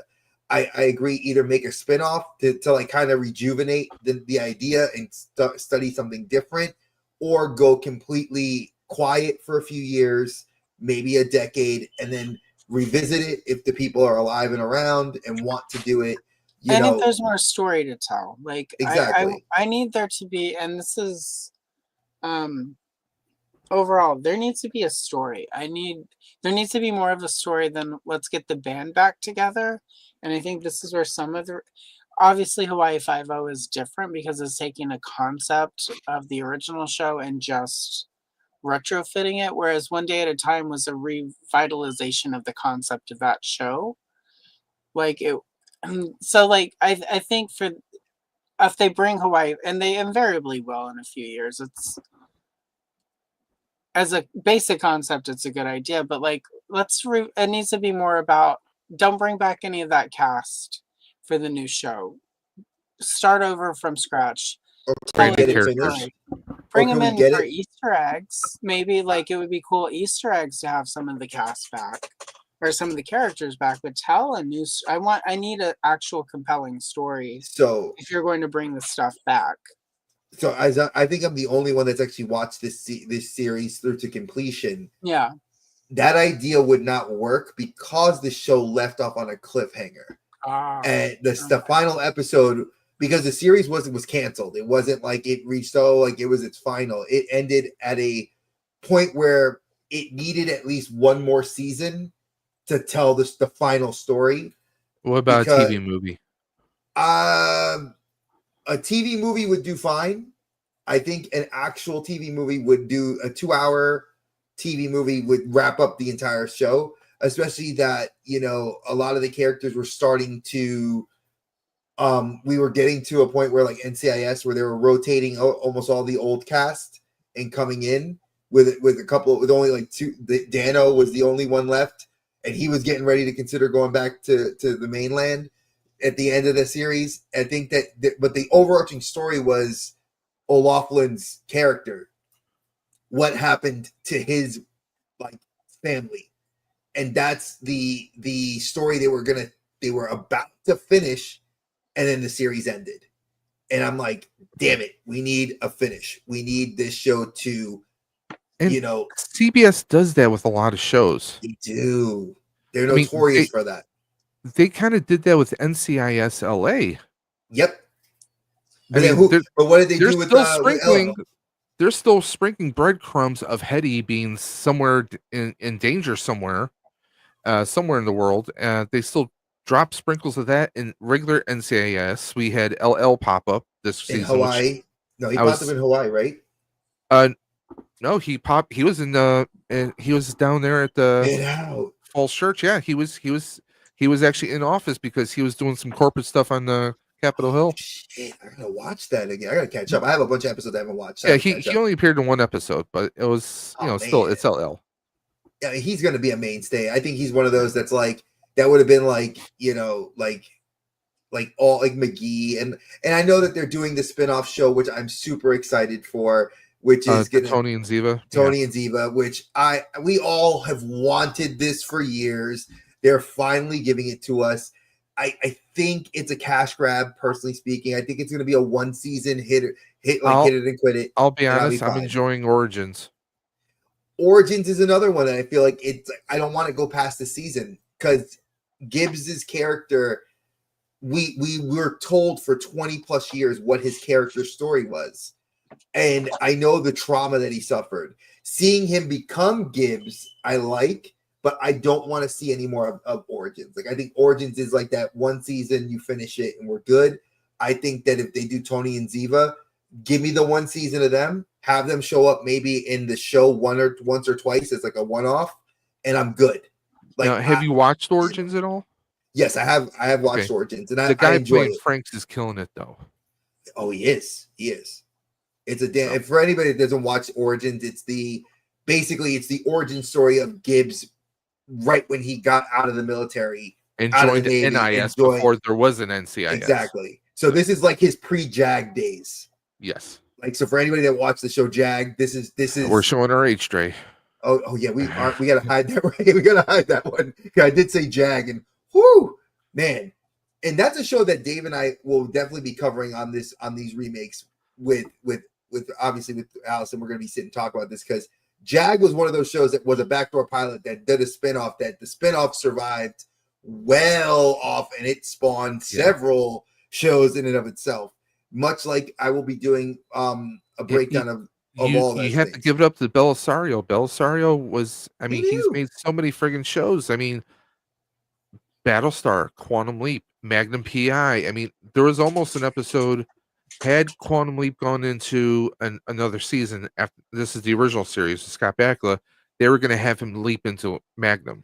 Yeah, didn't that was literally going to happen. I saw concept work of somebody taking a picture of Bakula wearing the shirt, like he the dressed like shirt with the Detroit. Yeah, I saw that. That looked. I was like, I didn't think that was a real picture, but I always had heard rumors that was a potential idea for them to do that. Yeah, that's cool. Well, I mean, again, this is a show, if you guys are into it, it's got a great, I think the action sequences are spot on for a television show. Very well produced, choreographed fight scenes. The crossovers are in the latter seasons. You definitely see a lot of nods to the original members. Some of the surviving members of Hawaii Five-0, the original cast, do show up in the show in the later seasons. Tragically, one of the characters passed away from heart disease. He was one of the Polynesian actors. I think even one of the actresses that went to Magnum was from Hawaii Five-0.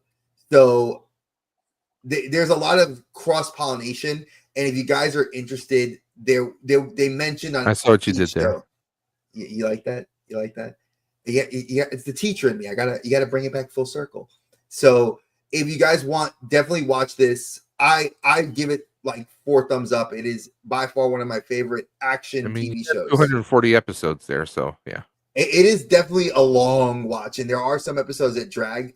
I would say from season 6 to 10 was where they started really coming back to the main story. Now the crossovers, did that just happen in one season, or did they cross over multiple times? The NCIS episode, so they crossed over in Hawaii. Basically, they did it because it was like Monday, Wednesday, and like Friday or Thursday and Sunday, something like that. So they would air like one episode would be on NCIS, and then the continuation would be in Hawaii Five-0. Magnum would air the episode, and then it would continue in Hawaii Five-0. So people might want to Google it, see, hey, you're going to be approaching this crossover, so hey, just go ahead and maybe watch the other episodes so you can follow the story properly. Yeah.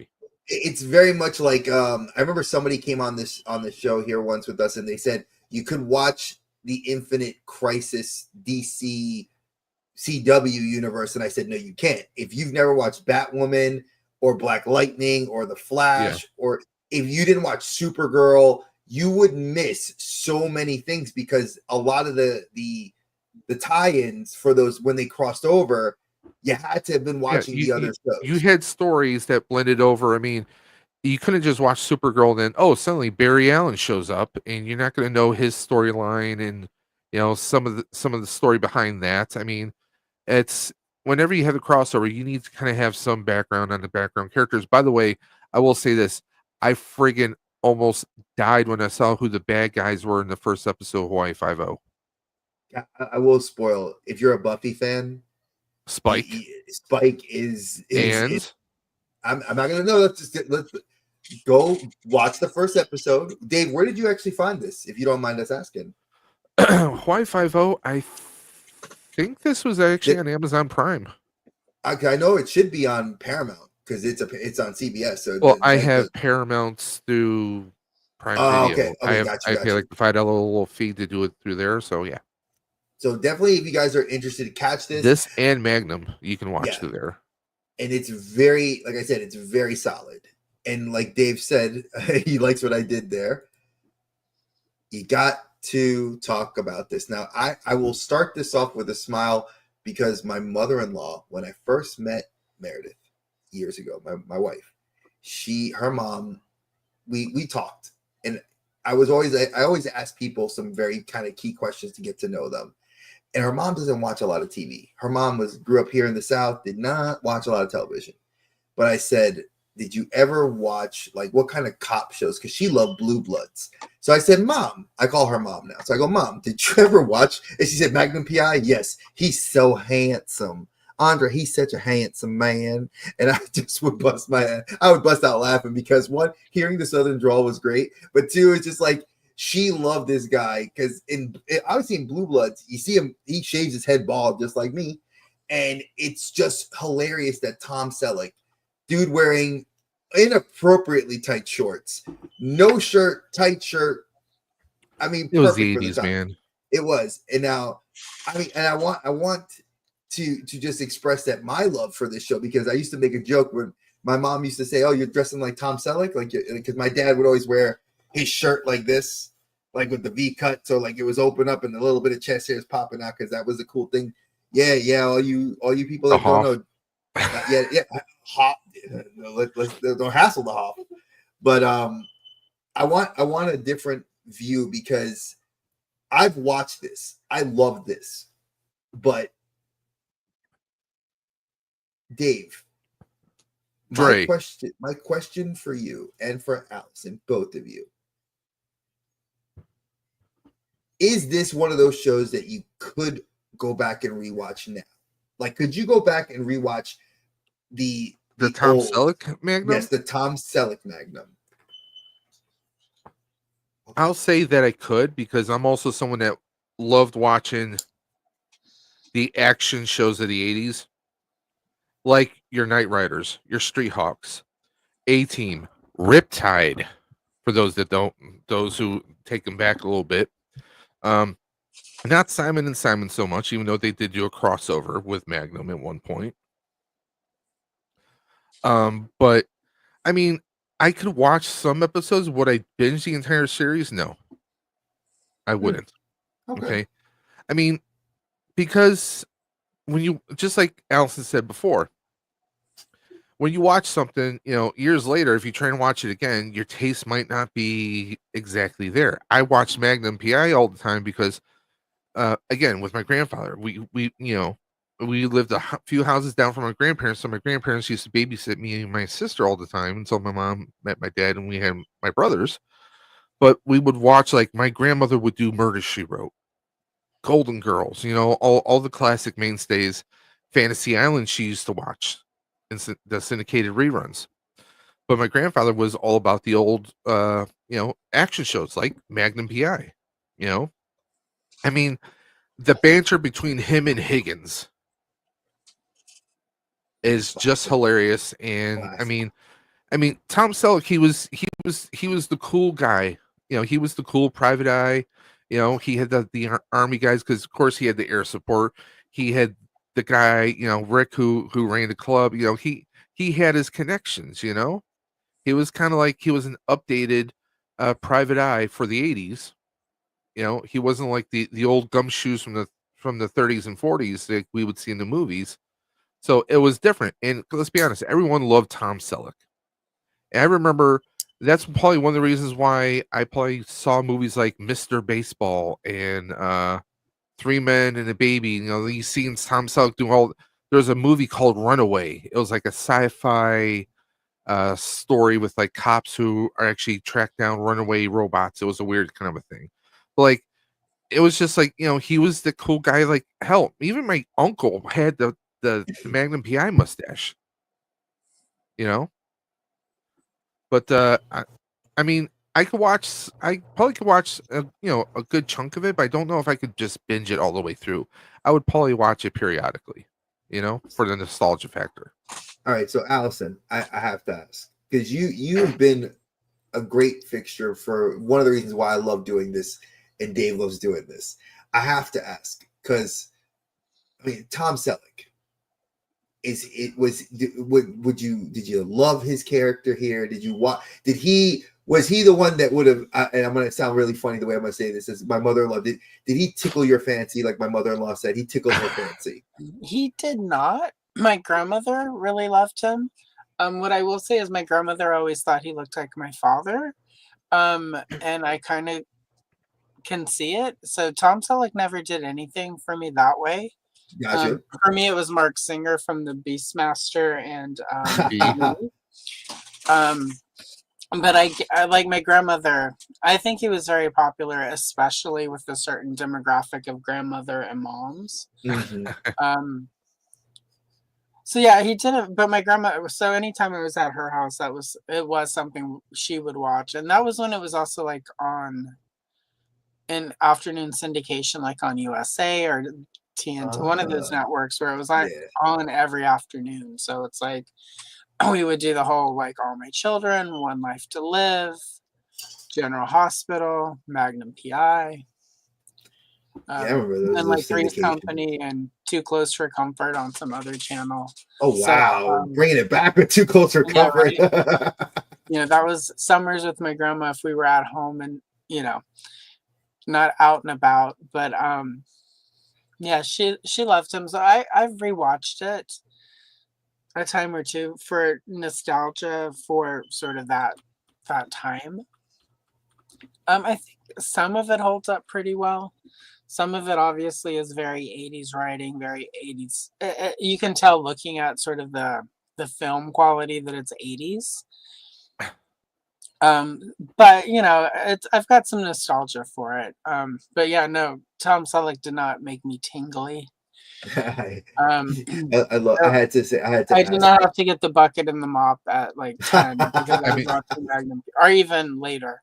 I wonder if he tickled Angela Lansbury's fancy because they actually crossovered. Yes, they did. I In the found out 80s. so many things I'm that made me. sure I Angela cringed. Lansbury was allegedly the owner of a very dirty sense of humor and a very saucy collection of jokes. So probably.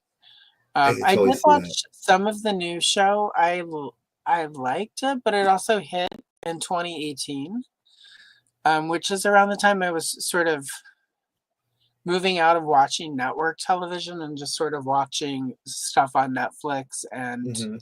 not watching a lot of TV per se, and like, you know, putting on 10 episodes of whatever on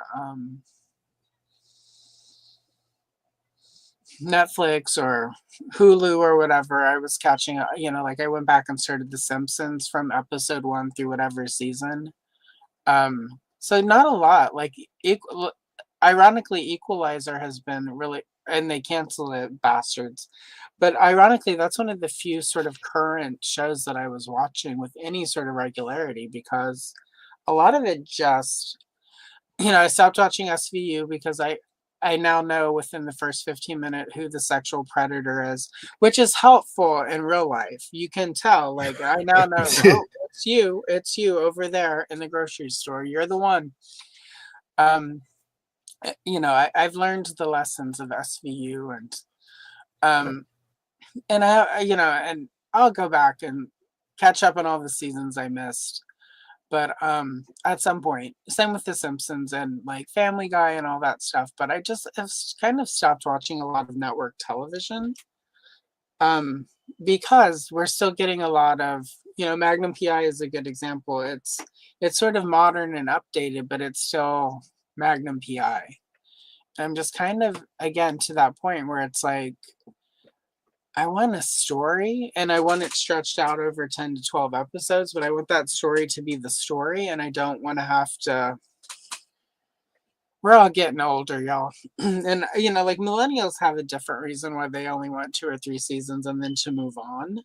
It's attention span. For me, it's like, I don't know if I'm going to be here in 10 to 15 years because we're getting to that age. I don't want to Nice. commit to a show that I'm going to die without knowing how it ends. So No, I'm not gonna lie. I think that you hit. And you. It's funny the way you said that. I was about to just ask that question to pose it to both you and Dave and to our audience as well. I'm of the mindset that and you've been hitting it on the head. I think we've reached that point where it's no longer the attention span. yeah, It's don't stop writing for, you know, the ADHD neuro. I'm not, and I don't want to say it like that. I think I rescind that for the neurodivergent, because like I said, I live with 2 people in my house that are very neurodivergent, and it is a trial, and I love it because they're my family, and I always do find ways to help them to cope with it and to help us as a family. yeah. I think that shows now are starting to turn that dial towards that, and I think that it's good, but at the same time, like you said, there's a lot of filler I need. Like you're sacrificing that substance for speed, and do I want to have too much? Like, so you got to make it up to me. And do you think that the people that are trying to do it, I don't want to call them nostalgia X, but maybe it is. Yeah. When you make a show like this, do you really feel like they're thinking like, hey, I'm trying to get Allison, Andre, and Dave? Or are they trying to say, let's get Lana, who's going to be 16, and Right. it's kind of like that the handsome looking Spanish guy, and you know his friends are all like these hot older dudes, and like the Higgins is the hot chick, Yeah. and you know, like, do you think that they're trying to maybe more take what worked for us and try to make it work for them? I think, and And I see it's funny that like when Dave mentioned Disney earlier, and I'm like, no, no, no. And here I am. I'm going to bring up Disney. I think this is the real problem Disney is having with all of their media right now, Star Wars, Marvel, what have you, especially those two. And the core audience that carried Star Wars it'll be 50 years since Star Wars came out in 2027, right? Yes. So for the last 48 years, the core audience that carried Star Wars are boomers and Gen X. And we're all old and dying, right? But we're still here. You've got all these millennials who grew up on the prequels and the Clone Wars show, right?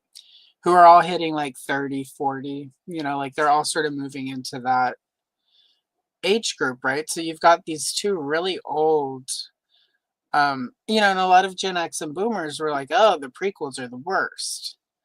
But that's the millennials' jam for Star Wars. So we're in Disney. It's not that Disney is writing woke stuff. The problem is you have to write a certain product to appeal to the new generation, like the 25 and younger peoples. Like they want a really certain, and it can come across as woke, but that's kind of what that generation wants. They want to see people who look like them, who have their concerns, who have their life and their values, which is the same as what we wanted. Like my grandparents hated Star Wars. What is that space monkey thing? This is also weird. Her hair. But for us it mattered because these were characters like us, right? This was sort of things we were interested in. I think a show like Magnum PI, the newer one, and I watched it, like I said, I watched a couple episodes and I couldn't verbalize it then like I can now.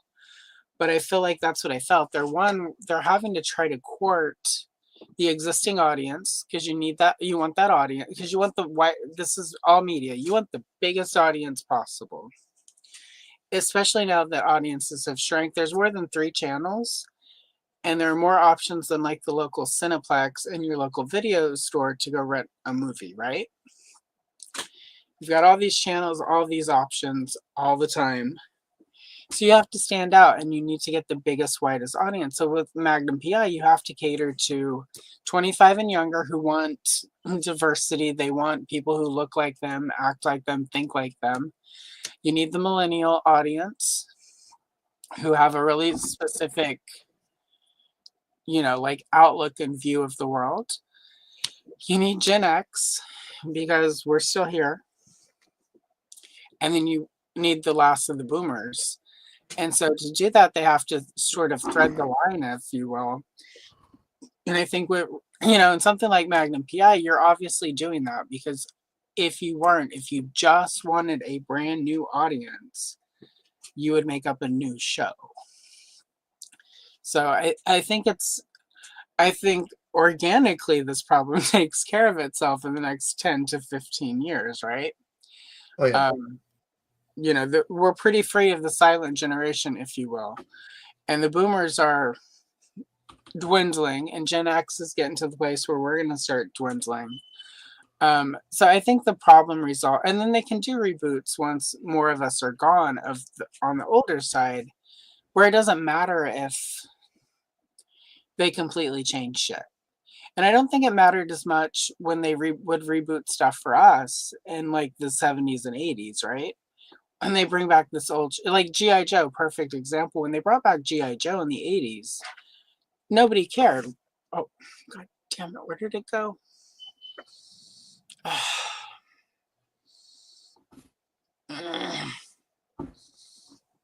Where is it? There you are. All right. Everything froze up. All right. It didn't matter because the original generation who played with G.I. Joe, they didn't care about toys anymore. They could do whatever they wanted with G.I. Joe. The kids didn't care. The kids were getting this new exciting thing. And maybe their parents were buying it for them because they remembered the G.I. Joe concept. But there wasn't nostalgia like there is now. So now GI Joe can't just do the old GI like they did in the 80s with Real American Hero, where they're just like, this is GI Joe, this is GI Joe now. And the kids are like, this is amazing. Because you have all these parents who never stopped collecting GI Joe, who need GI Joe to emotionally resonate with them before they'll give it to their kids. So, and True. again, I think this is something Magnum PI, like it did all right. It lasted a couple of years, but it didn't hit cultural relevancy the way the Tom Selleck one did, because we couldn't let go of the old one. I think, interestingly, Hawaii Five-0 is the opposite, but I think the reason it worked better with Hawaii Five-0 is most of the people who remember that were old and dead. So, No, you're because 100%. that ended in 1980. Like 1980 to 2010, that's a way different gap than 1988 to 2018. That's So, what? That's almost that's a 40-year difference. yeah. You know, and that's what a 40-year difference is our age. Yeah, like Collectively, 40, that's 'cause we live us. longer now, right? Exactly. So it's like, hey, you're 40, I'm 47 this year. Dave's 47 this year. I just turned 51. Like, And I we're remember when my all grandmother turned 50, and she was old. Old as 50 isn't old like it used to be. you're 100%. And I see that with this now. It's like, hey, guess what we're seeing? Yeah. Here it Like is. Ghostbusters is a great example. Like Ghostbusters has this. They tried to do something all new a few years ago, which is, I don't like Ghostbusters that much. I like the all women Ghostbusters because it was much better than any Ghostbusters I had ever watched before. Sorry to the Ghostbuster fans who hated it. But whatever. Like that was my jam. I liked that one, but I did not like the original. I went and saw both. 1984. I was in a theater, bored out of my mind, and I'm like, the biggest laugh was you called Gozer a bitch. Ooh, that's edgy. I've been woke my whole life. Anyway, there are people who love that movie, and I'm glad for them. Like, I love that people love stuff. Everyone needs to find joy where they can. I think the problem is too many of us, as we get older, can't let go of where we found joy to let kids find their own joy in it. And again, part of it is Hollywood just not, if Hollywood was cranking out more new shit, we More would have original. no choice but to get over our shit, right? Like if they weren't doing 300 Star Wars movies, we would have no choice but to embrace a new sci-fi property or just revel in our old shit. Well, So, Dave, I want to get to Dave because I know I had something that just hit me with what you just said. So, Dave, go ahead. What? You said Dre. Yeah, because she was talking about like, parents wanting to, they want to resonate, they want to have that connection before they pass it on to their children, like you with Peanut. Oh yeah, that's what I was. That's why I was like Dre. yeah. Oh yeah, because that's exactly the reason a lot of this resonates. Like I'm gonna use Lilo and Stitch. So we are, as a family, my wife is a huge Stitch fan. We went to Disney when Rory was 2 years old. This little girl fell in love with Stitch. Love was Angel. Like we told her we're gonna go see the movie. She got excited. She saw the live action and just is like, wow. Now she's getting older. She can sit down in the theater. She can actually resonate with a story. So that to me, and it is 20 years almost to the day when they're releasing the live action to the original animated. So for my wife and for me, that's like we were coming out of college. Yeah. Like that's college for us. Mulan was college. I remember in 1998, that was college. And now these movies have made the actors are now in their 60s, and it's like it's myself. I'm like, oh my god! So this definitely does resonate well, Yeah. and it is about that passing that, and it's the love of the nostalgia to them. I mean, when I was a kid, my parents dragged me to every Disney, like Peter Pan, Alice in Wonderland, Snow White. Like Peter Pan was my first Disney cartoon, because they re-released it in 1976. I barely remember seeing it. It was a big deal. But in between that, there was Star Wars. There was like because parents now, it's weird how parents both are helicopter parents when it comes to like what their kids watch on TV, but not so much what's happening on the internet and their phones. That's a different show. But Oh at hell the yes. same time, as a kid, like there were times where it's like I was in the living room by myself, parents were off being adults, and I could just turn the channel and watch whatever the heck I wanted. My parents did not like my parents hated The Love Boat and Fantasy Island. Those were at my grandparents because my grandparents were in bed by like 6 o'clock. My uncle and his friends would be out smoking pot, running around being stupid, come back to watch. I lost the TV at like 10:30 when it was time for Saturday Night Live, which I love because I was told I was too little and I needed to go to bed. I would stay up and watch it with them and laugh at stuff. I now look back, I'm like, oh, that's what I was laughing about. Okay. Um, but I think again, like we live in a different world, but I do feel like things would be easier if Hollywood was making original stuff and taking chances to give the kids their own shit. And then it would make kids a little bit more receptive, I think, to when we're like, hi, this is a Star Wars. Like, I think they would be a little bit more receptive to our things if they were getting their own things just for them that can matter to them, that we're not helicopter parenting. Like, well, I need to make sure that this is okay. I don't like that. You can't watch. It's like it's a cartoon. It's like fuzzy whatever. Let your kids watch the stupid bunny cartoon or whatever it is. Don't worry about it. Just let them have it. Let them have their shit. So can we agree? I think the three of us can agree that one of the cool things I think has come from this is like when you say let the kids have it. What about a show like The Expanse? That's brand new sci-fi. Yeah. What, Black Mirror. Yeah. I think in 20 years, Black Mirror is going to be that cult.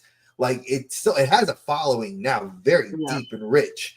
But I could see Black Mirror having like a 20, 30 years from now, them doing like a 20-ish years from now, the 40-year-olds are talking about Black Mirror the way we sort of looked at Star Trek. The way we now look at like Tales from the Dark Side and the Twilight Zone TV show from the 80s and sort of all the stuff that we had that was ours. Like I'm hoping in 20 years the kids look back at I'm hoping, even though Stranger Things is obviously sort of made for us, I also think it's very accessible to the kids. So I'm hoping in like 20 years there are kids who are like wherever Stranger Things lives in 20, 30 years, I'm hoping there are kids who are like, this is this really cool thing from when I was like 20, like that they really can get into and bore their kids with it while their kids go and watch, some show set in 2020.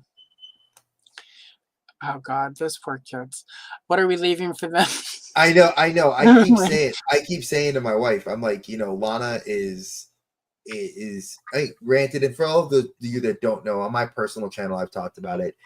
My teen is neurodivergent, my wife's neurodivergent, and I always say, what are we leaving like with you? The kid is super smart and very creative, but it's in a wind tunnel. You got to catch lightning in a bottle for her, and it's rare. Like she'll be hyper focused on a good show, she'll love it, and then it's like, all right, on to the next one. Where we were fixated more, like we were like, man, this show was good, like Knight Rider. There are fans. I'm a lifelong Knight Rider fan. Right. I grew up with Baywatch. Baywatch was my jam. Look at the actors now. Like none of them look healthy at all. No. And only maybe what was it? Pamela Anderson's trying to get an Oscar. Now. What I do like is that Pamela Anderson has like said fuck it and stopped wearing makeup. I mean, like on movies and stuff, whatever's appropriate for the character. But I have loved seeing her looking like an old person going to shit. It's just like, this is what we need. I will say one thing that it's been about 10 years now, but I do remember maybe a little longer. I really loved, not personally, I loved Frozen. because I didn't like Frozen. I have no attachment to Frozen. I could give two shits about Frozen, but like my niece, her entire generation, they're all hitting like they're all in that 15 to 20-year age range now. Like Frozen for them was like a big deal. It was their jam. Like I love that they've got, and you know, there's some adults who have creepily like, oh my god, Frozen. It's like let the kids have Frozen. Stop, get out of there, Karen. What It's not for you, and Beverly. Like you can I think enjoy we it need with your kids, but we definitely gotta do a show on this. I think I yeah. want to do a whole show dedicated to like what we as adults, and I am definitely gonna say, folks, Let's use the new She-Ra show that came out in 2018, is it? Because for me, that was my turning point where I was like, I can let go Voltron, of some shit. Same with Voltron. Voltron and that She-Ra, She-Ra show. Let's use those as sort of the jumping Thunder, point. Thundercats. Yeah. You know, I mean, like I'll even go with a couple. There's Which a couple other Thundercats shows. though? Because The that good, new She-Ra the show good. was good. It was enjoyable. It was not my She-Ra. The kids loved it, and I was okay with that. I didn't feel like, oh my god, they've ruined She-Ra. I was like, the kids have a She-Ra for them. Like it was a maturity turning point for me. And Let the kids have their shit for them. Like and for those of you that are watching, it's not that we're giving up on Magnum. Mm-mm. It's just Magnum has spawned such a great conversation that I'm loving the conversation. I want it to continue. This is Magnum oriented. Exactly, because to bring it back to that concept was Magnum PI of this current era definitely caters to this era's youth. What when you think of what we grew up with, we had shows like Melrose Place, Beverly Hills 90210, and those shows were like templates for what we were used to growing up with. And then the newer generation was like, hey man, those were good ideas. Let's try it now. Yeah. And it doesn't translate the same way because there's just certain things like you can't capture that moment, that lightning in a bottle that I said back then. You know, like there's a certain move, maybe in a movie you can try to capture it. And even then, A-Team, Dave and I have talked about how we praised the A-Team. We were like, man, this was an attempt for them to bring this to TV. They need to bring this to TV. And they just were like, nope. I'm like, you had lightning in a bottle. You had 4 people with an Oscar winner leading the. Now it would be 2 Oscar winners and 1 Oscar nominee because Charlotte Copley, he got nominated for District 9. And I'm like, come on, man, you had a guy that was nominated, Bradley Cooper, nominated for a remake, and then you had Rob Roy himself, like Qui-Gon. There's so much, and I feel like, and maybe Dave will agree with me on this too. Maybe I think we need to hold on to it a little bit because these kids don't know what the hell they're doing, right, Dave? Ghostbusters, give it to the kids, right? Well, no, don't give it to the kids. I think, but again, to give it to the kids, we have to let go of it, and it's like, I think again, Magnum PI. I feel like the new one, if they had made it something new. Like it could have been the same, just different names, right? Could have been a different premise. You could like even if different characters, same premise. Same premise with different characters. It might still be going because on its own, it might have done a lot better without the weight of the iconicness of the Tom Selleck show. Like it's just, I don't. And for me, that's the sort of thing I wonder about more and more as we see sort of these reboots and remakes, like, and and they keep them coming, like, and it's not, like people are like, oh, they don't remake movies like they use. It's like they really do. Like, there's a movie, look it up sometime, called The Cat and the Canary. It's this old horror movie, and originally it was a silent horror movie, and at one point it was getting remade every 20 years. I think the last attempt was in the 70s and it bombed. So they finally gave it up. But for like 50 years-ish, it got remade every 10 years. Agatha Christie's, we call it, And Then There Were None now. Great book. because the other titles for it are very politically correct. Incorrect. It used to be 10 Little N-Word. And then they're like, oh, we can't really do that anymore. Let's call it 10 Little Indians. Can't do that anymore either. Because it wasn't people from India. So now and then there were none. And they've changed it to soldiers in the story instead of the various other things it has been over time. But that used to get remade every like 10, 15 years as well, because it was just a bankable story. I think it was a little different when you couldn't rent things on video or watch it on the streaming, so things don't really go away like they used to. But at the same time, it's not new. It's just more noticeable because we can access all the old stuff readily instead of before, like in 1980, if Magnum PI had been a remake of an old show from the 60s, good luck rewatching the old show. Like, you have to hope it was syndicated, or like there wasn't even cable in 1980 the way there was cable in 1988 when it went off the air. Like, there weren't channels that were dedicated to old shows, so it was easier to remake something like Magnum. Not that, again, Magnum 1980 was original, but if it had been, it was a lot different, because half the Perry Mason got brought back in the 80s. Half the people had never seen old Perry Mason, so it was a brand new concept to some of us. And even the people who remembered it from before, it wasn't easy for a while there to rewatch old Perry Mason, so you couldn't compare and think, oh, it was so much better back then. And I don't know that Hollywood has caught up on that it's like, because things linger in a way they didn't used to, you can't easily remake, retool, bring stuff back, because it never really goes away anymore. Anyway. Yeah, it doesn't. But Dave, what do you think? I wanted to ask you, because I think that from watching just the one episode, did you watch more than that? I'm sorry. No, I watched the one episode, the pilot. Got you.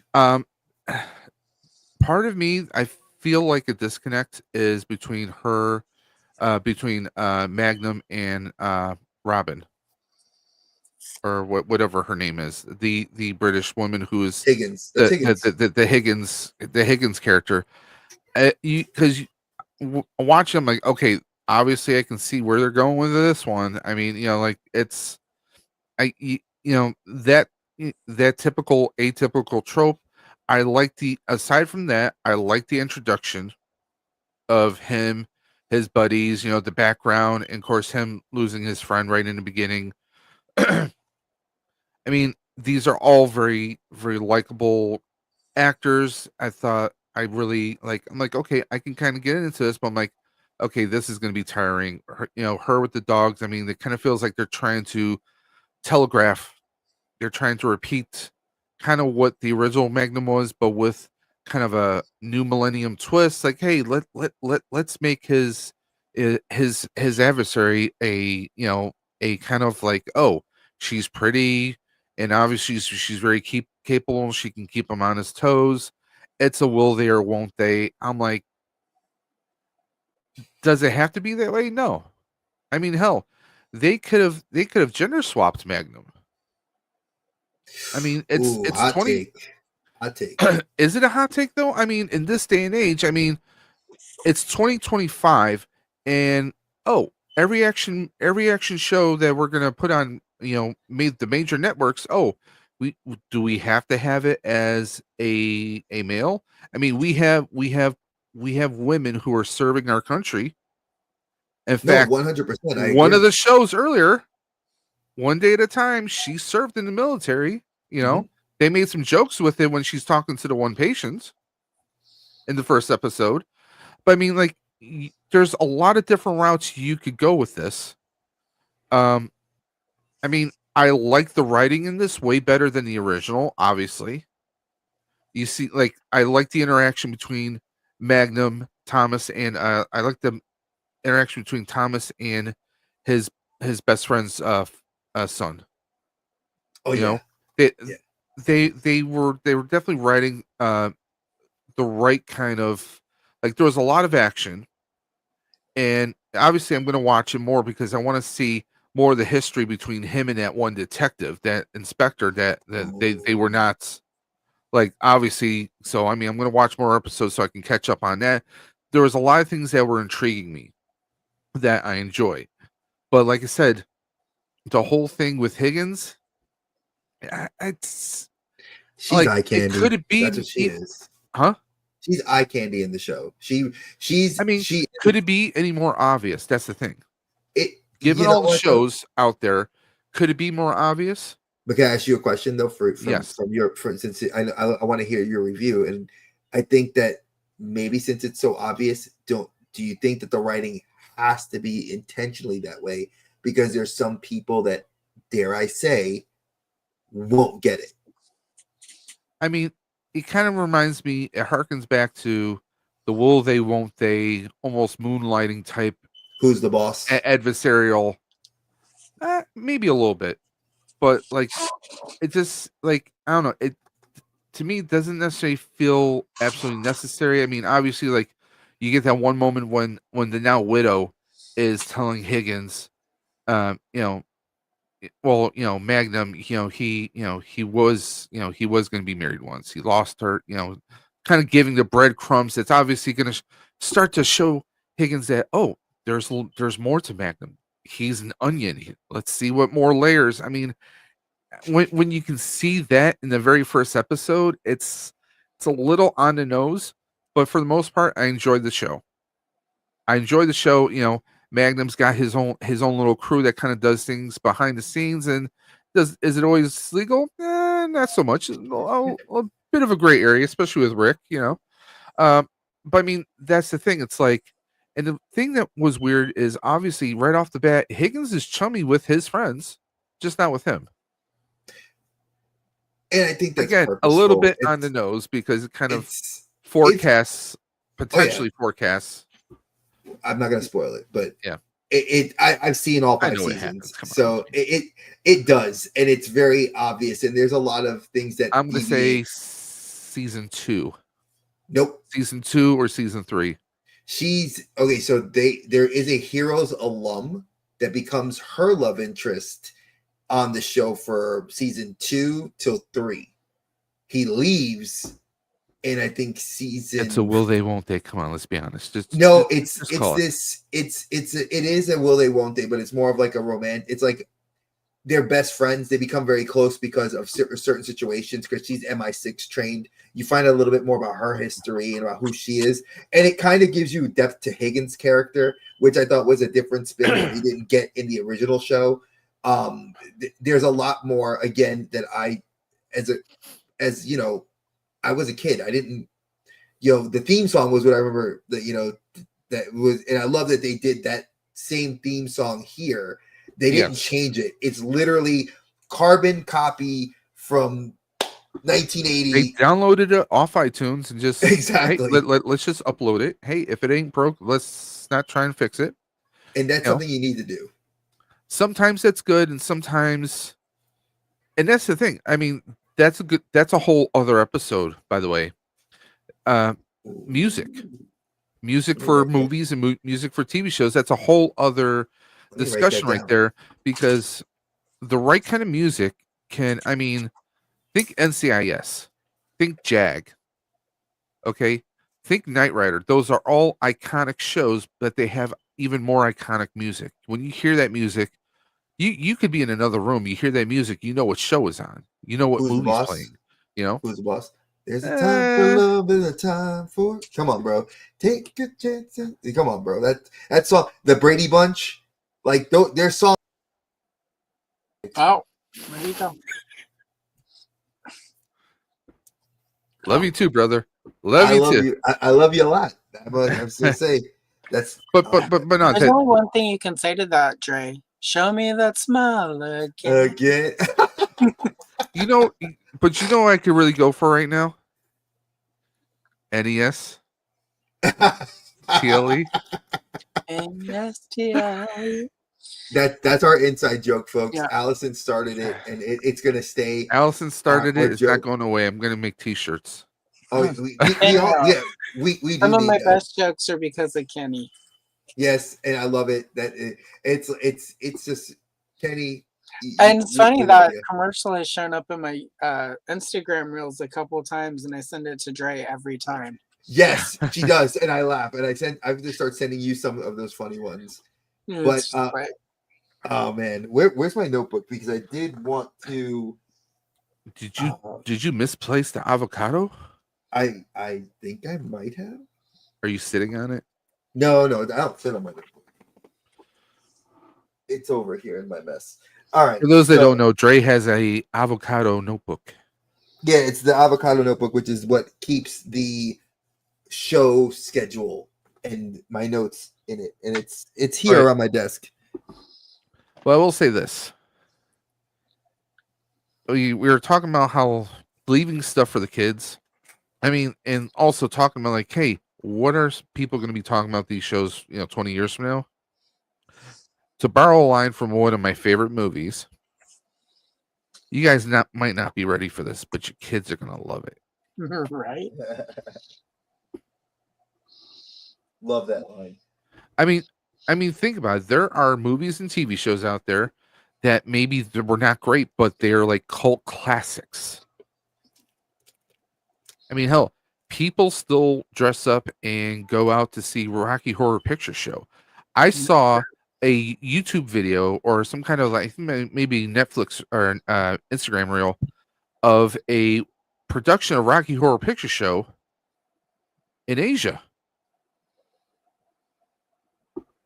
I mean, there are some things that just they find audiences and people embrace it and they just go for it. I mean, hey, hell, how many different sitcoms have we seen that were originally UK television series?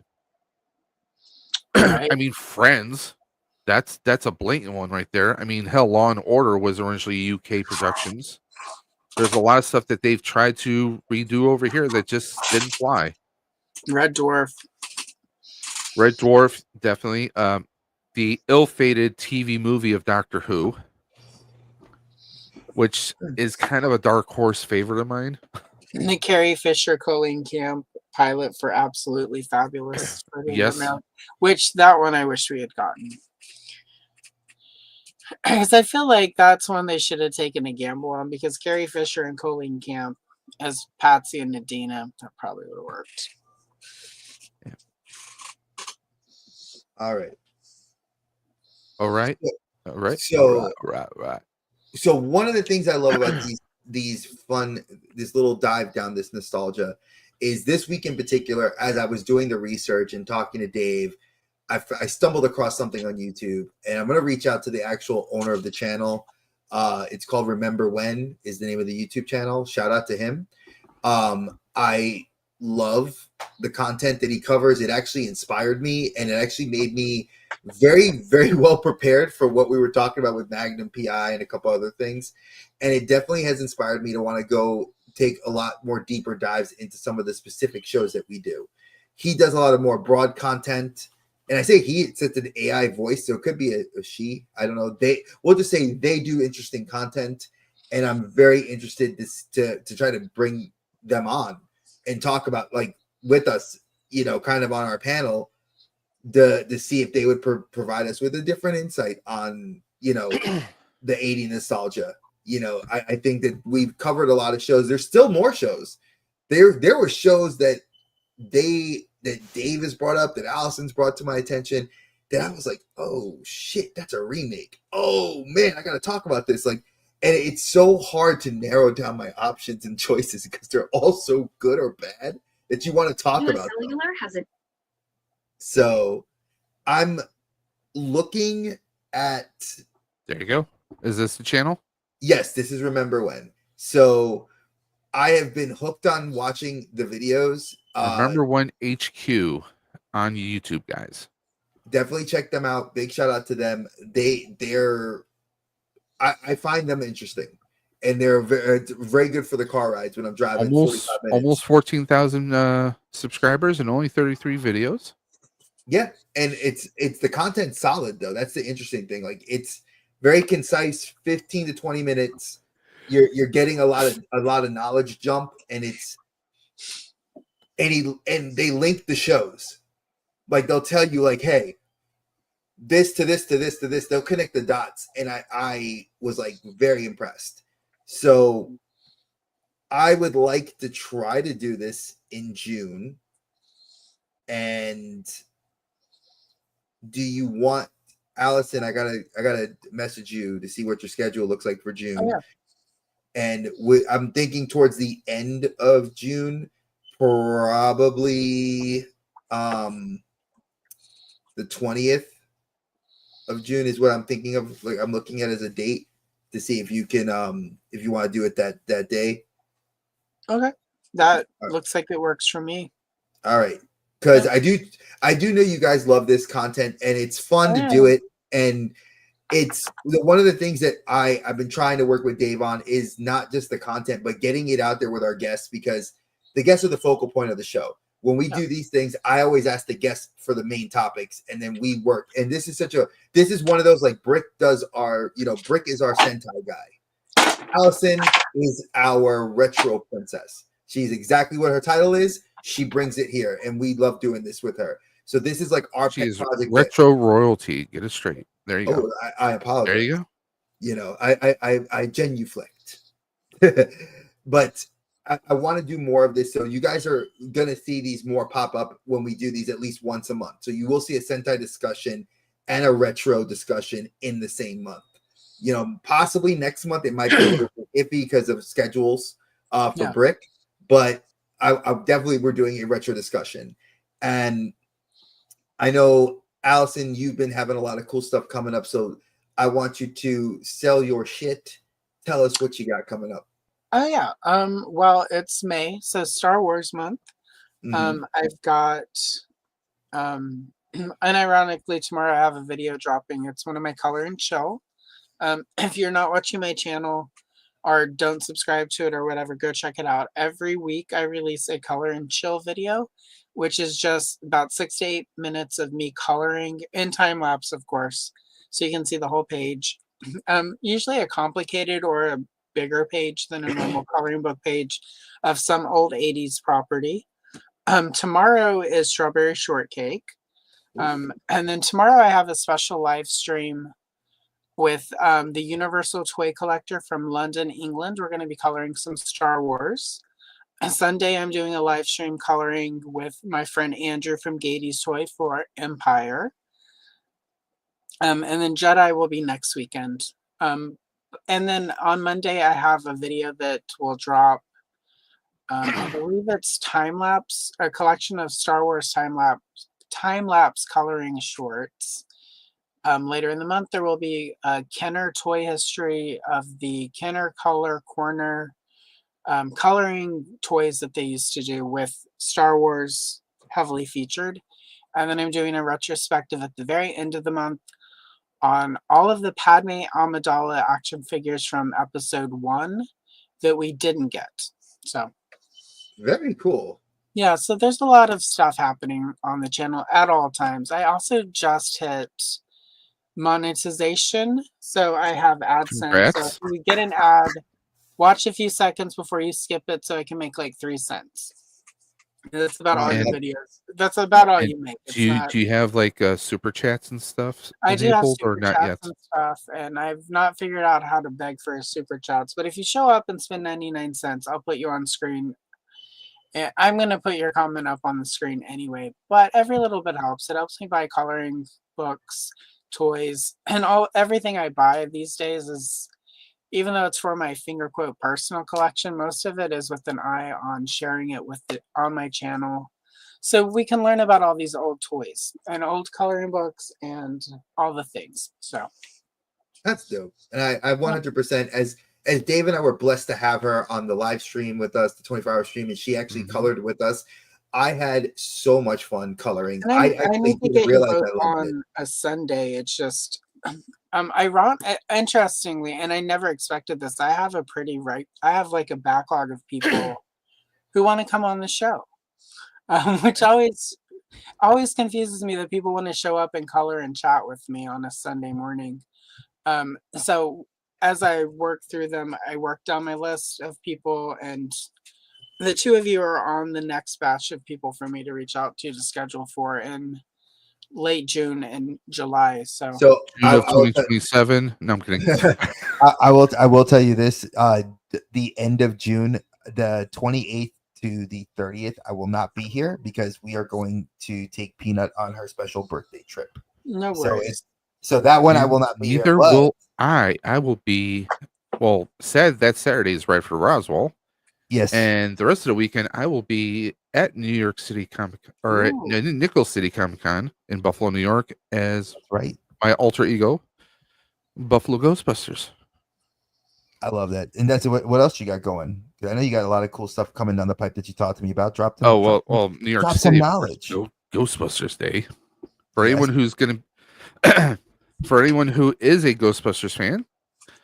We do the annual event? This is the 41st anniversary of Ghostbusters, and this is our 5th year in a row where we do a fan gathering at the firehouse. It is a free event and a family event. You can bring your kids. There's going to be featured personalities from the movies, from the various movies who will show up. We have a lot of surprises. We have live music. We're going to have a DJ this year. And all the proceeds for many of the prizes, we actually have some auctions going on right now. All the proceeds go directly to the firehouse this year. Nice. Yep. Last year, I think we raised, I think it was around 42 or 43,000 last year. Nice. And that went to the Tunnels to the Towers Foundation. But we're going to have some ectos like we always do. Some 59 caddies are going to be there.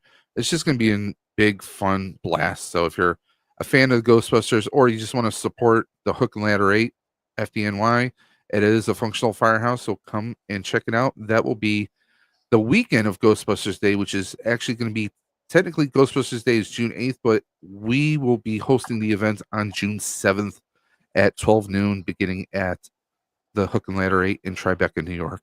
Oh, nice. It's an awesome event. Dave has It is a hot event. yeah, he is, I will put it this way. He is live streamed from there, folks. I've been as his family, I get the privilege of actually seeing a lot of the pictures sent to me. So I get to see a lot of cool stuff. He does share it in the group chats. So it's a lot of cool stuff to see. If you do live in the New York area or the tri-state area and you do want to commute to it, it's definitely a worthwhile visit. I would 100% suggest it. You get to meet other content creators because Archer, the Nerd Affiliated, will be there. I think Sal, the Nerd Busters, yep. Yeah, I think Sal said he's going to be there. I haven't spoken to him. I have to double check with him. Buffalo Ghostbusters just announced today that we will actually have the Hasbro team from the HasLab. Hasbro team will actually be there at the firehouse. They were there last year, giving us a sneak peek at Two in a Box before anyone actually got to see it in person, which was very awesome of them.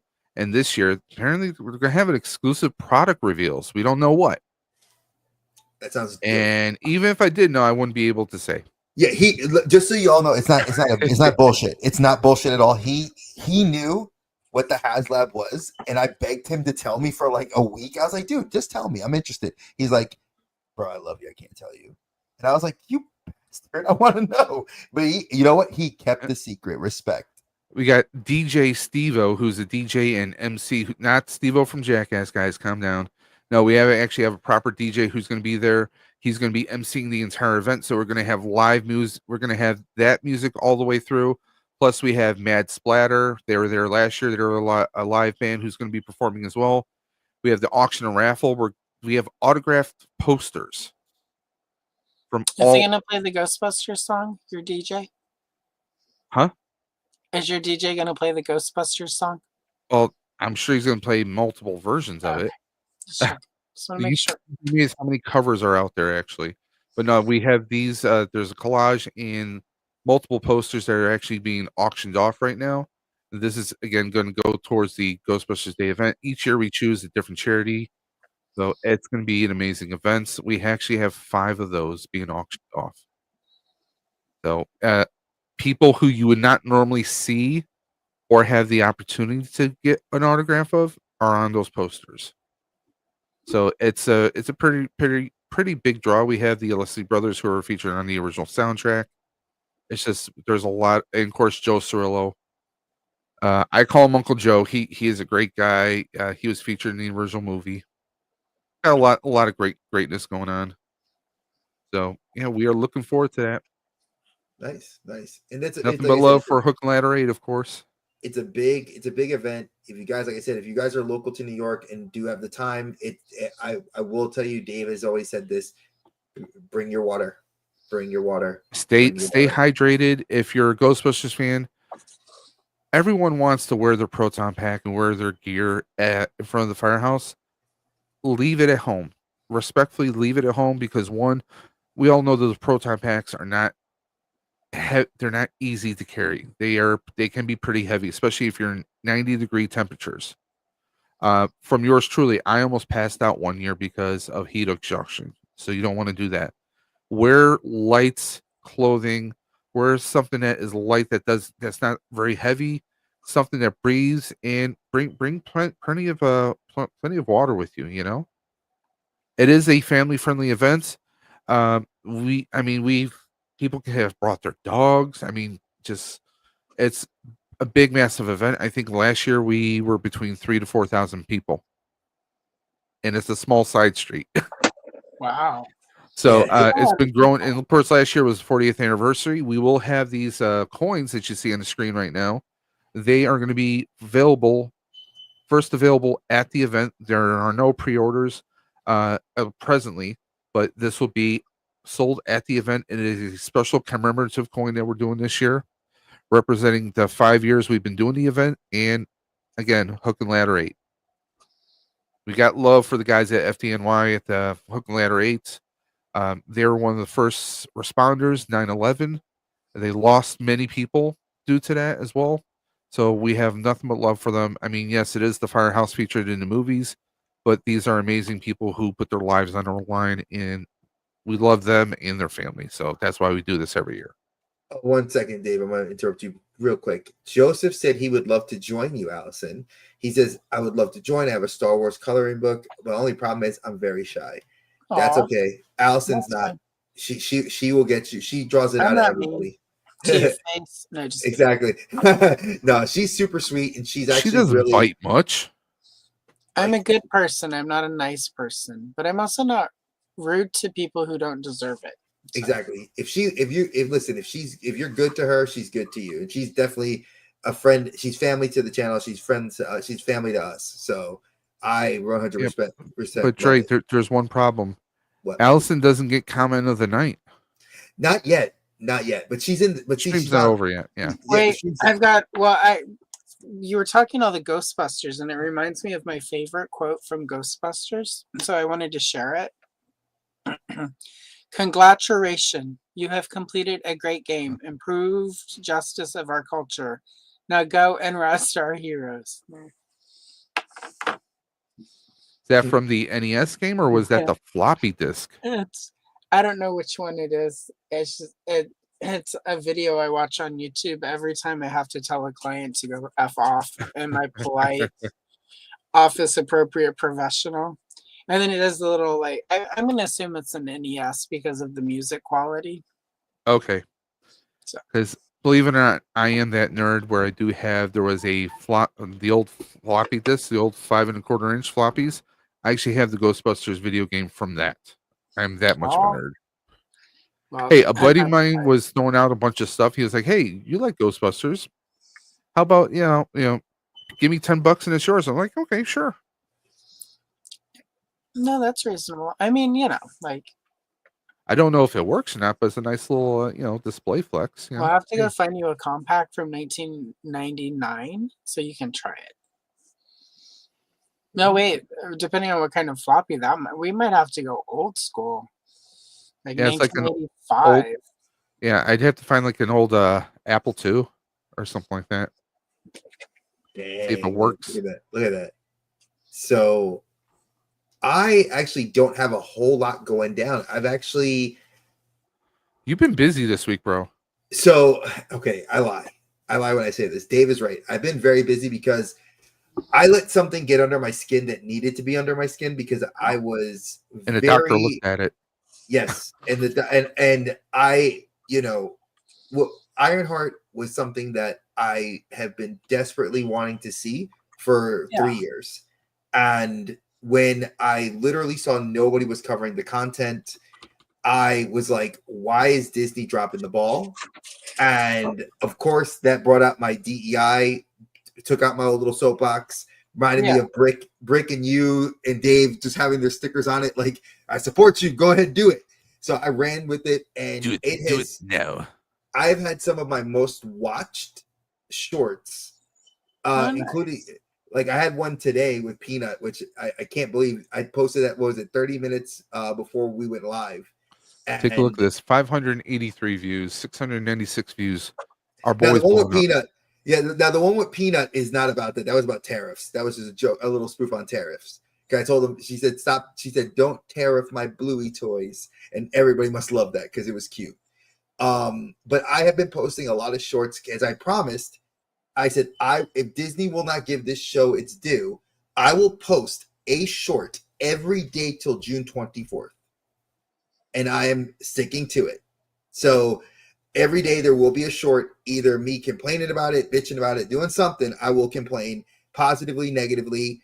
And a lot of people in the media, and I'm not saying the media, I'm going to say influencers on Instagram are now going to be one of the themes of my video tomorrow. That's Influencers, as I call them.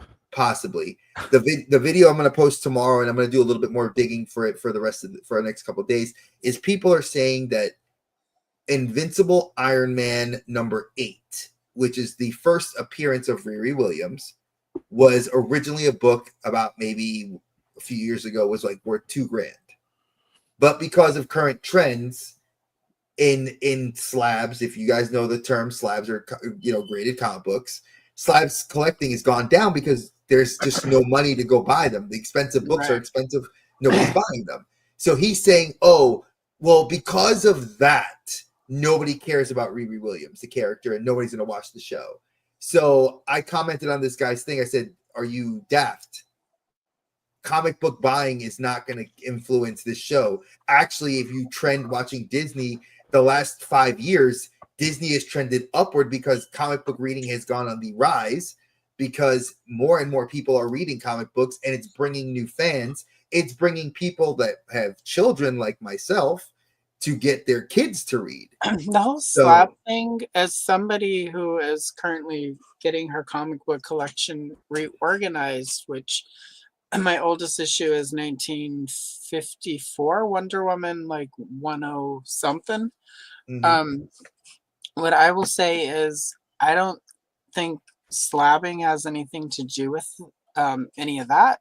I think the problem is, one is the price. Nobody's going to spend money for that when you can go and get it in trade or digitally to read. Very true. Back issues exist strictly so you could go read the old stories, and if you can get them in collections, it's a much smaller pool of people who are into that. And I don't think some of the comic book establishment has realized that the time of slabbing stuff has passed. It's not the books being worth all this money is over when you can get a readable copy in better condition digitally or in a new collection. So I agree with you, because look at what you can do now. You spend $100 for a year, and you get Marvel's entire library at your fingertips. Yep, I really a lot. And to borrow the vernacular of my teen daughter and my teen son, the drip doesn't matter. Yeah, it's not about the drip; it's about the aura. If I like something enough, I buy the collection, but I don't. And again, like, I moved with 21 long boxes and six bigger boxes. It just had all the stuff that never made it to long boxes. And this is something I say with that collection. I gave up at some point because single issues every month take up too much space, too much time, too much bandwidth. I still like a floppy disk version of the book if I really love a story, or if it's like Wonder Woman or Star Wars. But I don't have the need to own every single issue physically unless it's something I truly love and I'm going to read again. Exactly. And I think that's slabbing. Unless you really love the character, that issue doesn't mean as much to you. And I think a lot of the people who really love the character were collecting when that issue hit. So and this is the thing I want people to take away from this, that these shorts are actually geared towards my whole concept of what I've been doing on the channel lately as the Geek Dad, which is representation. The whole idea is to show that my daughters that are half Hispanic, that there are people that are out there looking like them. Dave even said it recently when we did our show with Brick, that having representation for himself made him feel more invested and more interested. And you saw that in his animated face, how excited he was. And that's something you just don't replicate. You don't replicate that. Like that's not fabricated. That is 100% genuine. And I feel like this is what I do on my channel as far as my personal content. So you may not see as much toy content on there as in the regards of that. You're going to probably see more representation and more the idea of what that is. Because again, the focus of my personal channel, as I was saying this before, is all about that for what we leave them. That's why you're Dre the Geek Dad. You're not Dre the Toy Dad. You're not Dre the Comic Dad. You are Dre the Geek Dad. And it covers all that. Geek in every shape and form. Exactly. And Dave, like when you go to his personal channel, you know, we met Allison by going through a larger channel, by the Clubhouse, and we go there, you know, we hang out and met a lot of great people, and we are very good friends with a lot of those great people. You've seen a lot of Clubhouse alumni come through here and are still coming through here. So obviously they made an impression with us, and we are now very good friends and fans of them, and they are fans of us. So when you look at Dave's channel and his content, the focus he's been doing, you got to give him his love. He is doing some kick-ass 3D printing. He is doing some awesome stuff for ghost busting packs. If you are a fan of just the hobby and the stuff, getting out of my comfort zone and building something from scratch for once. Like I'm telling you, folks, you need to be watching this. Like he's going to be starting to pump out these videos. And if you are into if the 3D printing is something you've been wanting to dip your toe into, he has been talking to experts in the community. Definitely be hitting him up. And Allison has been doing some kick-ass shit too. And I don't like to always have to put the aura on them and the glow on them. Their content is fire. When you watch their content, you're in, like, it reminded me, like, I didn't know there was other Padme toys. So now when I watch that video, I'm now going to educate myself on what I never knew. Right. So again, for diehard fans that are like, shit, I knew that. Well, guess what? I'm going to be a dick. Did you put a video out and talk about it? Right. No. My homegirl's doing it. And guess what? When she does it and it blows up.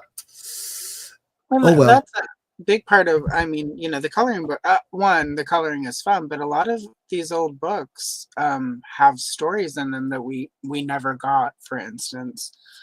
So part of it for me is the layers of the lore and the storytelling that otherwise are gonna kind of get lost if, you know, somebody's not preserving it. And why not just color it and put it on the internet, like, you know. And so most of my content is, even the coloring stuff really comes from the point of view of storytelling and the art of like toy lines and the art of old. I can't wait till I start working on the Never Ending Story coloring book. There's going to be a scene in that book that's really hard to color. Probably get me unsubscribed by a few people. But there's a scene in that coloring book that's directly from the movie. I can guess what that scene is. Yeah, and you're like, this was a coloring book for kids in the 80s. Why are we messed up? I didn't know that there was a Never Ending Story coloring book now. Jesus. And I've got a bunch of Labyrinth coloring books. David Bowie being... I mean, the creeper that he is, or that he was. I mean, come on. If they ever remake Labyrinth, they did. You know, did they? They did a prequel series with the Muppets. Yeah, they're doing something with it. I haven't found I have a couple digital copies and a digital page of the David Lynch Dune coloring books. Yeah. So that might be the coloring books you give us. You get those pages to us. It's literally a page in it where it's like, yeah, Patrick Stewart in there. There's the page where, who is it? The name of the dad in the movie? Paul's dad. What's his name? Like he and one of the God. guys who were one of his guard, the guard that he and The actor who guard plays him. No, the father, the character, actual Atreides, characters. the one that plays the daddy Atreides. So Yeah, when the actor Paul who and his plays him. That's daughter what I'm saying. when they escape, like his dad and the one guard die, and Yes. there's literally a page in the coloring book that's like, they have been killed. And it's literally them laying on the floor in a coloring book for kids. It's the most David Lynch coloring book you will ever see. I need that coloring book to color. Yeah, that. I've got a digital copy of one. There were like 3 books. They're very expensive now, of course. But I've got a complete digital copy of one of them. I'll get that over to you because it's just. Thank you, because that'll be the one we It's color when we go literally on your like- show. I will color that on your show. It when I is go on. literally like dead people and like Paul will conquer the sandworm to lead the people, and it's just it's so David Lynch. It's so David Lynch. So anyhow, But yeah, I mean, like, so you've heard what we're doing. I do have another 4 shows on deck. I haven't decided all the. I have one show I'd like us to cover. Allison will give me some of her choices. Dave gives me some of his, and then I'll put them together for our cheat sheet, and we'll have that for June. I will let you guys know that we do have a pre-recorded episode for June the 6th because Dave will be out of town and I will actually be out for a minor procedure. And I will not be in the chat. Exactly. Don't count me even thinking about the chat because I'll be recovering from a minor procedure. I will be in NYC. Yeah, he's lucky. He's getting the fun part. I'm going to be sitting on the not so fun. Getting my geek on with so many other ghost heads. So we do have a Sentai discussion episode that will go out that day on the 6th. It was with Brick. It was a pre-recorded, so you will have fun with that. And then our voices were not dubbed. Exactly. They should have been like Power Rangers. Now we could do that just to mess with people one day. We should get like a bunch of Sentai where we dub ourselves over. I totally would love to do that. Very good. So just to give you guys a heads up, I do have to reach out to our guests for next week on May 23rd. I will be seeing Lilo and Stitch on the weekend. I was going to go see it Friday, but the wife gets to work late. But we'll be seeing it Saturday. So I'll be doing a review on my channel about that. And we have my boy, Omari, Beast King, who I'm actually going to get to see. He's coming to visit family in Charlotte. So I'm going to actually get to see him this week. So that'd be awesome. And what is the theme of our show next week? I don't have a theme for the show because the guests. So here's a problem. I reached out to the guests. What happened was I reached out to the guests about a month and a half ago. The guest has not returned my email back. They haven't returned my message back. It's not been sent. It's been sent, but it hasn't been seen. So I'm going to reach out through other channels to get in touch with this person to hopefully jog their memory. And if we do get them back, I'll have a topic hopefully by Monday or Tuesday to go up. And that's what's going to be there. Because we will need time to review the material of what we're discussing. So count that I will have before the weekend's up. We will have the topic up for you guys. So do not doubt that. And if it's anything, it'll be Dave and I coming on. Maybe we'll invite anybody else. That we'll leave it as an open guest slot. We don't know. I'll figure that out if I can't get the guest on. Maybe I will pull a guest out of my dimension and we will see what happens. Ooh, hey, I'm always down for that. You know how it works. But yeah, then like I said, we only have 2 more episodes before the end of the month, and then like I said, it'll be a pre-recorded at that first episode. So it's always fun to do these, guys. I look forward to doing this again. Allison, it's always a pleasure to have you on. Dave, it's always fun to be talking with my best friend, my brother, and my homegirl. Oh, he kicked himself. I was going to say he kicked himself out. But he's about to sing a song. Oh, NEST. See, Allison, I love it and I hate it because she's got that song out. It's that earworm. So, Dave, you want to take us out? Yes, I will. I'm not fast enough. I was going to pull up that jingle just for craps and laughs, but wasn't quick enough. Guys, as always, we want to thank you guys for supporting the Outer Dimensions podcast. And nobody commented on my title, Rebootologist. I loved it. Okay. I like that. I would look at Retro TV Show. I missed it. And well, Allison's always the retro toy princess. So Always. guys, please go ahead and follow Allison on her channel. Dre, follow his and his amazing content. He's battling the algorithm and he's winning right now. Finally. With unlike other channels who have to use outside sources. Wink, wink. Dre knows. Dre knows what I mean. I totally know what he's talking about. So I didn't have to pay. I didn't have to pay for it. Please follow their channels because this is original content. It's honest. It's real. It provokes thought. It is definitely something that you guys should be appreciating. Like Dre said, I'm doing 3D printing. I'm doing a passion project for something in August. So those who know me know me. I'm kind of going down a bit of a rabbit hole. You have no idea. But we want to thank you guys for supporting the Outer Dimensions podcast. Again, we're here every week around 9 p.m.-ish Eastern time. And you guys can catch some amazing content. As always, if you guys have any thoughts, questions, concerns, suggestions, you can always message us on the Outer Dimension podcast on Instagram. You can also email us at the Outer Dimensions podcast at gmail.com. And you can always follow Dre on Instagram at Dre the Geek Dad. Of course, Allison the Retro Toy Princess is on Instagram as well. You can see some of her amazing art. And of course, Dave _Dimension on Instagram. It's Dave's _Dimension. I messed up my title. How did I do that?